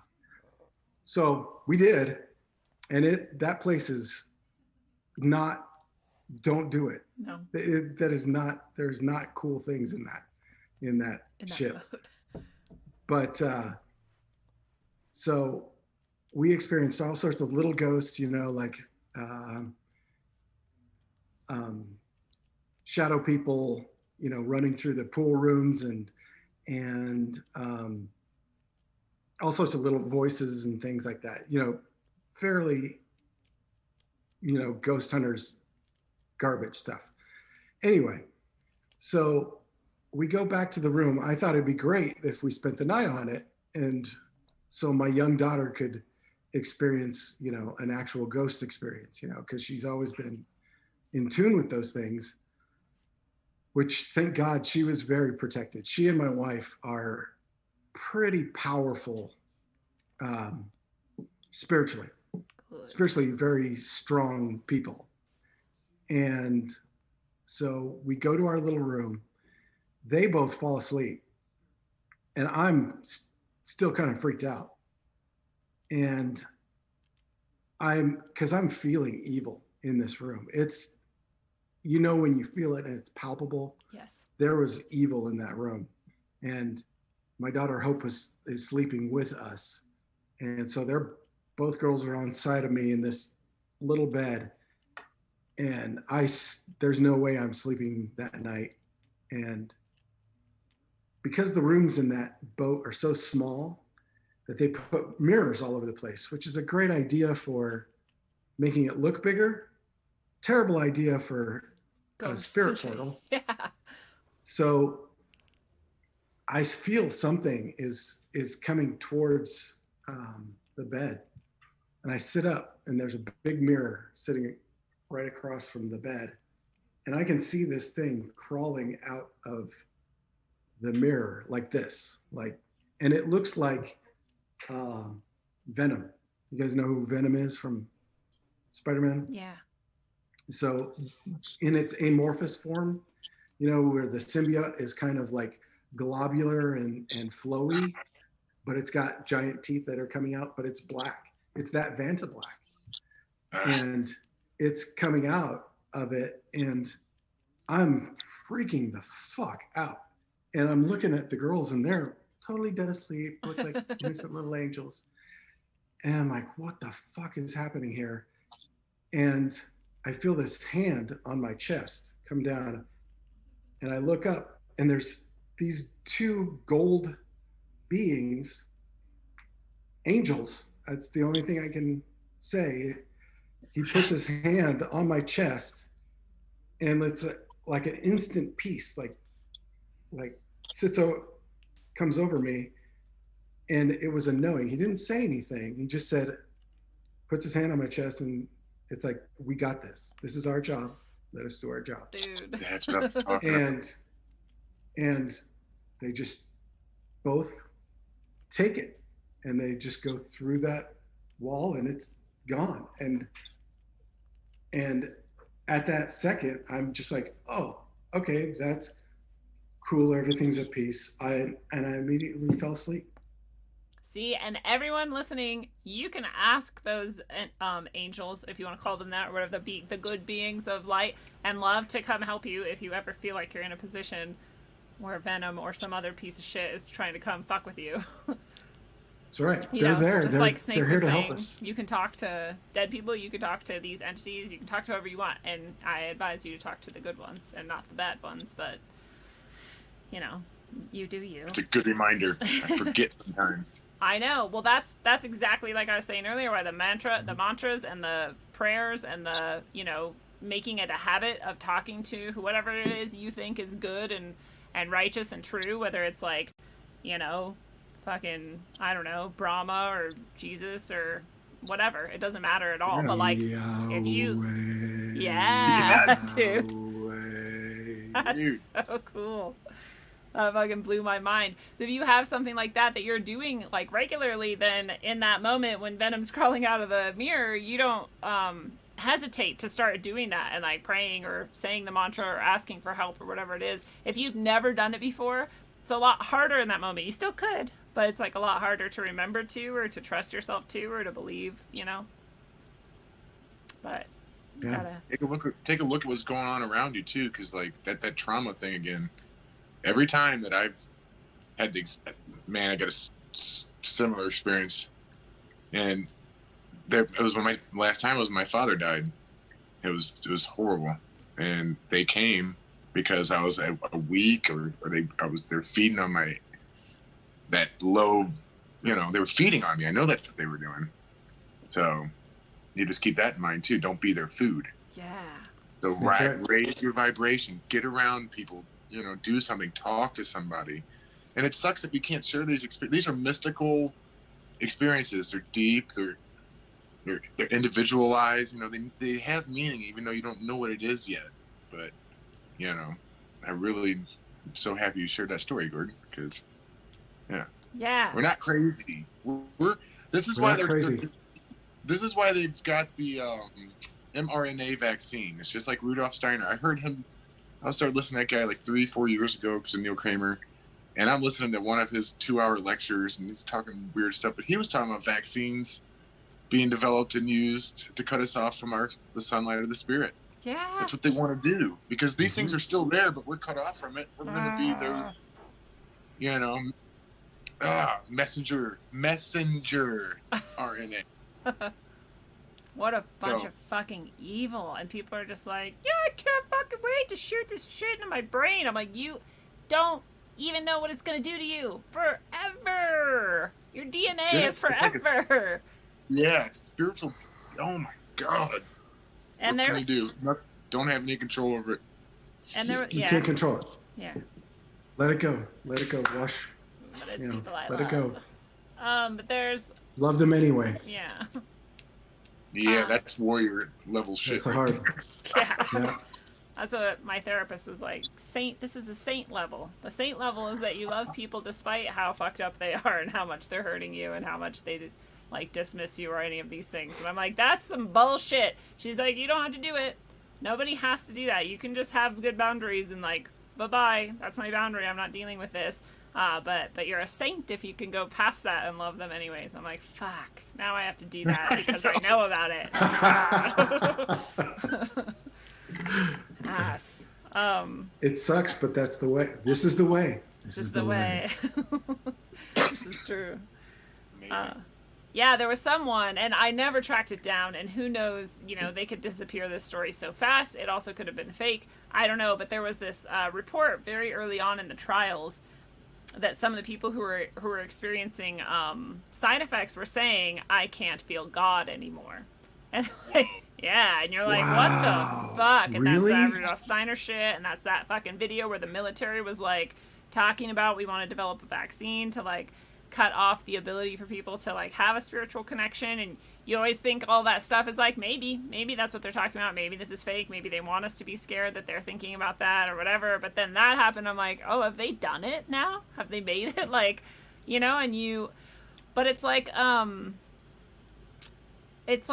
Gina Phillips was on recently, and you know, she's a heavily Christian background. She's a badass fucking warrior though, and she's directly involved in spiritual warfare, and she's a really powerful lady. And she was talking about, because I was like, can they just sneak this in if this is kind of like the proverbial mark of the beast, you know, where you cut people off from God? Like, how can they do that and get away with it if people don't know what they're doing? And she's like, well, it's not it yet if they're not telling people that that's the effect, because people have to knowingly do that to actually be cut off from God. And I'm like, I resonate with that more. Like, I don't think God would let you be cut off from God without you choosing it knowingly, you know? The beauty of my recovery is the definition of recovery is recover from a hopeless state of mind and body. It doesn't mention alcohol or anything. And true. It's cult, whatever, AA. I was in a cult. It was amazing. But the 12 steps, stick to the damn book. The steps were only good developed. cults. Yeah. They're good cults. Pretty good cult. For you to have a spiritual experience which would solve your problem. It's the only thing that they found that would treat alcoholism addiction, which is just a form of, you know, it gave me spiritual tools, my spirituality back. And I, you know what I'm saying? Yeah. So, like, materialism will take you down the hole of, there's all kinds of ways to get there. That's the bad cult. That's the evil. Yeah. That's the evil right there, is materialism. That's the evil. Hyper-materialism. Cutting you off from God. And so I try to consider my alcoholism and addiction a gift. Trauma is a gift. It took me to that place, you know, and I'm just glad I didn't hurt anybody too bad. But anyway, so let's keep that in mind, you know, like, we're all in recovery. We've all been, that's why our groups get so well. Everyone that I talk to, and we all have that place where we are hopeless in our state of mind and body. Yeah. And here we are, not anymore. And what we're talking about is actually acknowledging each other's spiritual experiences, mystical experiences, listening when someone, you know, the ability to listen. That's it. And I don't feel really inspired now because, what happened to my faith in humankind? Why is I'm actually letting them win? Because I get mad and I shouldn't be. We should really consider this a war already won. You know? You're absolutely right. That's why I'm like always disappointed in myself when I have that little mind experiment and I press the button, because I'm like, humanity will never deserve to be destroyed. And I hope everyone understands I'm not actually like imagining that I ever get to choose or that I would want to. It's literally just like a me checking in with how much I hate people thing. But I should never be pressing that button, and it is absolutely true. And I love that point, you know, that the spiritual experience is the reason why you heal. This is like the reason why there's so many treatments that don't work, because they don't address the spiritual and the emotional, which I think are almost exactly the same things, harm that has been done and that needs to heal before people can break out of these patterns that we have built for ourselves.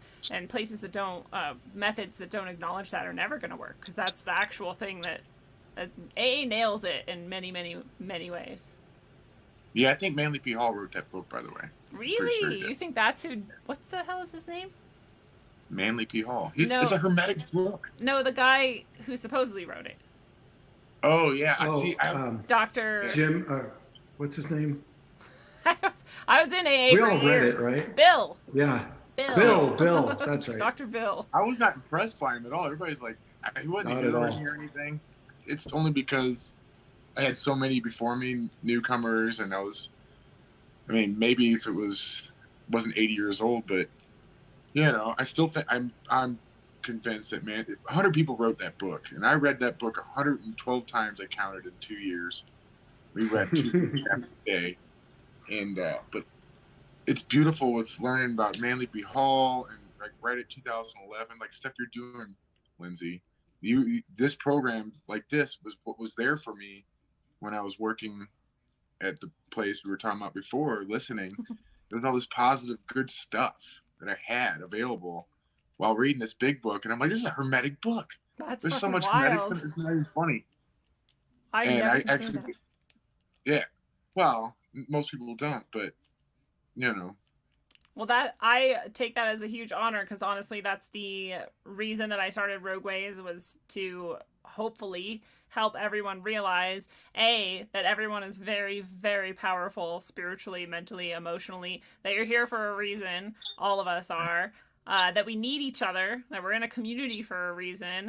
And that like our experiences are actually very normal. Because I've, in my whole entire life, you know, people are like, oh, you're like a counselor. You're like a really good listener. Like, you just like help me feel better or whatever. Like, what is it? And I'm like, 100% of the time, what I'm doing when people are feeling that way is I'm just telling them, like, yep, that's normal. What you're saying is normal. What you're feeling is normal. What you're experiencing is normal. And other people have felt this too, or I've felt this too.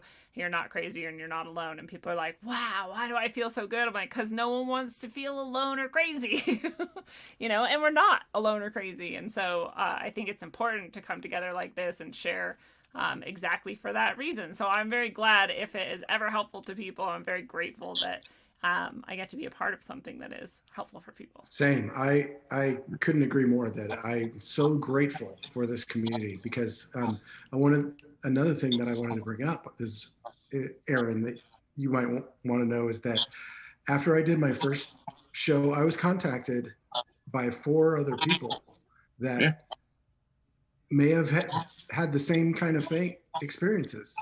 They weren't the same, and one of them I quite honestly thought was bullshit, but that happens too. But 3 of them, you know, got over it and they're stronger people.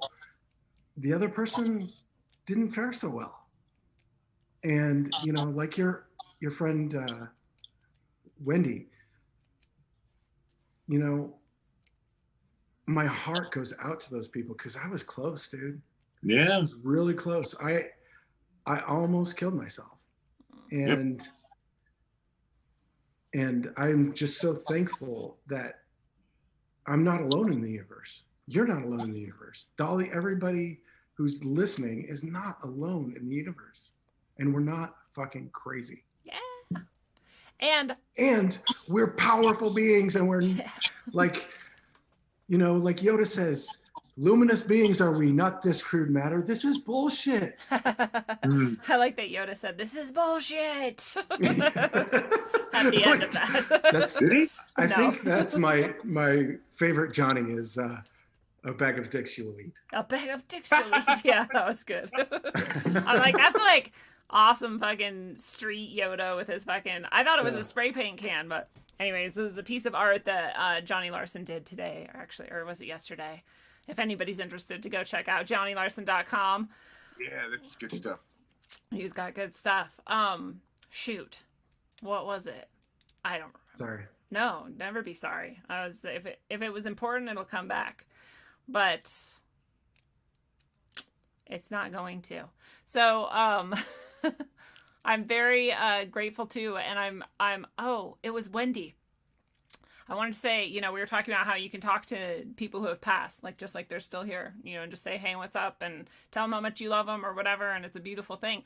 You can talk to these, you know, spiritual beings that can help you in any time, whether you're in darkness or not, you know, and you can also just say, hey, and what's up, like they're not gonna be offended if you're just a normal person to them, like make it as formal or informal as you want. They don't care. And you can also talk to people who are still alive somewhere out there in the world that you're not connected with anymore. I do it all the time. I have a friend who is very, very lost, and I literally cannot even find her, which is very sad for me. And so, so oftentimes I will like call her soul, you know, to just come chat with me, and I try to just like send her some love, and I hope that wherever she is, you know, that she can like feel some of that. And so we could all do that for Wendy if we want to. You know, or you could do it, Snake, for Wendy if you want to, and just hope that she gets enough light to get her through whatever might be happening, or if she did pass on at some point, that she can still get it wherever she's at, you know? So that might be a nice thing to do for her, since we don't know what happened. I got to the point where I feel real. I have survivor's guilt. I went through that. It's for real. And it's like you can't remember all the names of the people that have passed. Like I'm talking friends, family over the last 10 years. People are missing. But you know, it's people is the most rewarding, hardest thing you ever do in your life. And you know, when you meet so many people and trying to maintain relationships with everyone, it's the only way I really have is just when I think of somebody to keep good thoughts, and that's what I would want. You know what I mean? Yeah, that's what you're saying. So yes, that is wonderful. Send the love out. Yeah, that's a very excellent way to say it. Whenever someone pops into your mind, like, send them love. You know, wherever Do they it. are. That's a beautiful how it practice as well. Well, I guess we have to eventually wind down, so we should probably start to do that. So is there anywhere that either of you want to send people if they want to connect with you, or like you said, Gordon, some people contacted you after the show last time to talk to you, or so is there any contact information or places you want them to go or things that you want them to know about that you feel comfortable sharing with them? Find me on rogue.locals.com. Yeah. Yeah, I'm gonna get on that too. Yeah. You can find me on Facebook. You guys, a lot of people found me on Facebook.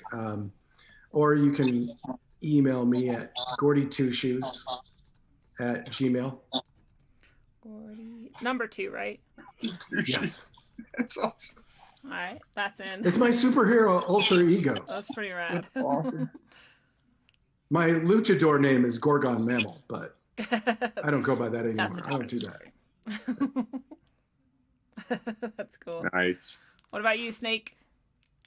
I'm working on my office, moving in, get my computer back up and some internet. But until then, I'm getting on Rogue Locals. I've been meaning to. Yeah. But my YouTube channel, I'm banned from everything else. I can't be on Facebook for 2 days. I'll get in. So.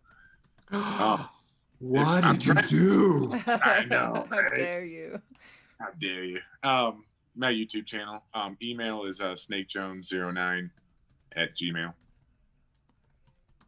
I specifically want everyone to go through Gmail so the government can watch our conversations. Well, yeah. I get kind of like, All right. I just got kind of weary at some point because I'm like, well, yeah, we could all use Proton Mail, but they it's not like they're not seeing that. If they want it, they have it. I like Steve Poikanon's point is that you're making it at least a tiny bit harder for them. And if we're all making it harder, then we're mucking up the system. And I can get down with that. I think that's a very good point. But to pretend like you ever have privacy, we got to let go of that illusion as soon as possible because we don't, no matter what we're doing. People are like, no, but Signal is encrypted. I'm like, yeah, okay. I'm sure they see it. Oh, okay. I could be wrong. I could be wrong, but I think they see it all. Yes. No. They're totally through Signal also. Yeah. I have this debate with a IT security friend of mine who's like, oh, you got to use Signal. Dude, they're in your OS. Yeah. If they're in the OS, they've got you. It's there, and they probably have your DNA. If you've been to the doctor in the last 10 years and given blood, let it go, man. It's They true. got it. They got it. But we all know it doesn't matter anyway. It doesn't matter. Yeah. And that is the main point. Well, what kind of final thoughts do you want to leave people with at the end of this very healing and beautiful episode? Reach out to each other. Like, one of the greatest things for me has been the YouTube community. It could be anywhere, but guys, if you're talking in chat, you strike up a conversation, email each other, or even go as far as I've met so many people through YouTube. I've traveled the country. I've the most amazing experiences, through social media and actually reaching out. And Gordon, when you messaged me, dude, I was like, this is great. And that was through Even Spiders, and we're talking, and this is how this stuff occurs. Reach out, talk to each other. That's what I'd like to see. Don't be shy. Yes. That's a beautiful message. Yeah, like we've been talking about, the universe wants to conspire with us. So we have to reach out to it. We have to make these connections to create these. We are creating the magic. Yes. The universe wants us to create magic within us. It's already here. We got to just get it. Just do something to get it. Like going out in nature and putting your hands in the dirt and feeling your body connect with the earth and those kind of things. magic, man. And there's peace in that. Oh, and free Assange. Yes. Yeah, free Assange. Free Assange. I love Beautifully Steve, said. man. He's great. I love how your guys' messages connected like that in the end, just like we have connected during this episode. And fellow travelers of the path, it is a beautiful thing. This has been your analog, electric, concentric, a dose of wisdom, according to the badass Gordon Hamil. Gordon, thank you for being here tonight. Thank you, Lindsay. Thank you. I really appreciate us getting together like this. It's awesome. Absolutely. And the brave healer, Snake Jones. Snake, thank you for being here as well. Thank you, Lindsay, the divine feminine. Thank you. Mm-hmm. Well, in the deepest darkness, no one has hope. We only have fear. We grasp aimlessly and we lash out frantically for anything to attach to. Or we collapse into a ball and cave inward, cutting off from all sensation and reality. The light seems absent. Perhaps it never existed at all. And we imagine only the worst. We want to give up. But the truth is, the light is inside of us. It only needs to be let out. It only needs for you to remember. It only needs for you to believe that you hold it. And when you're running blindly through the night or tucked into your death ball of gloom at the bottom of a pile of nothingness, your bravest act is to wonder if it could be true. Pause in the run, call yourself back to yourself, uncurl from the fetal position just enough to open up your hand, look down and see it. It is absolutely sparkling there, even if a little dim. And it is still dark, and you did not have hope, but now you do, because you created it. And of course, it is still dark. It is always dark in the beginning.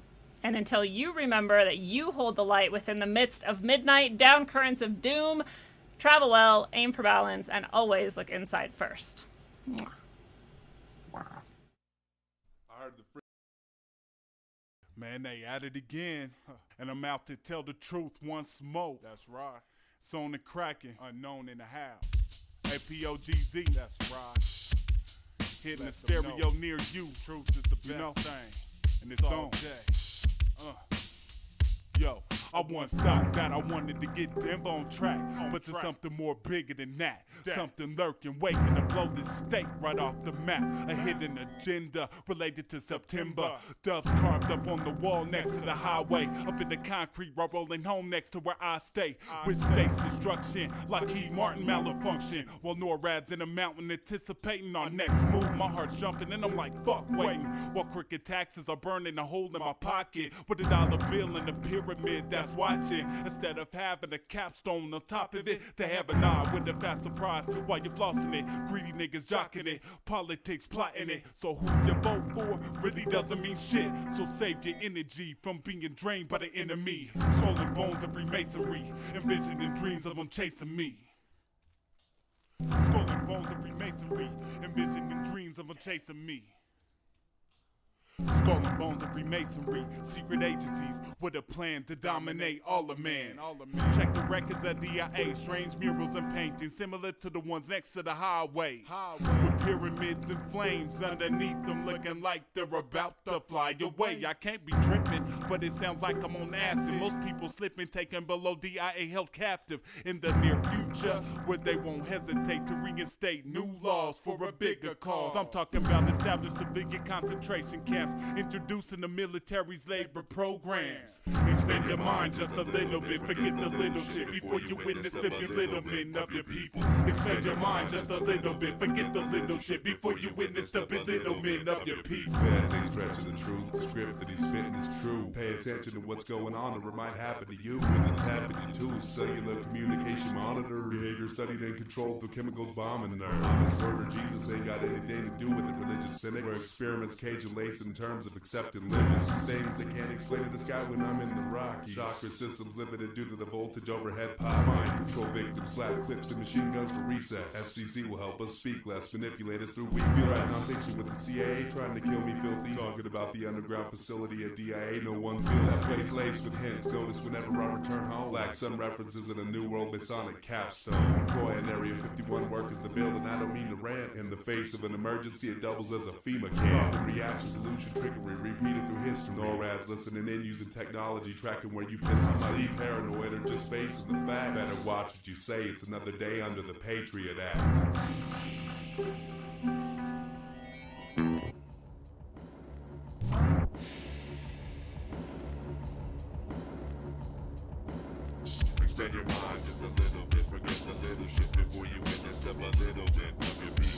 Expand your mind just a little bit, forget the little shit before you intercept a little bit of your people. The idea is to bring people to the point where they are helpless, passive, and unable to assert their own creative power to form anything else. Success for people like this is measured in terms of money, which they then translate into power. Corruption and violations of the Constitution. Secret societies, the push for one world government. I'd like to get corruption and violations of the Constitution. The idea is to bring people to the point where they are helpless, passive, and unable to assert their own creative power to form anything else.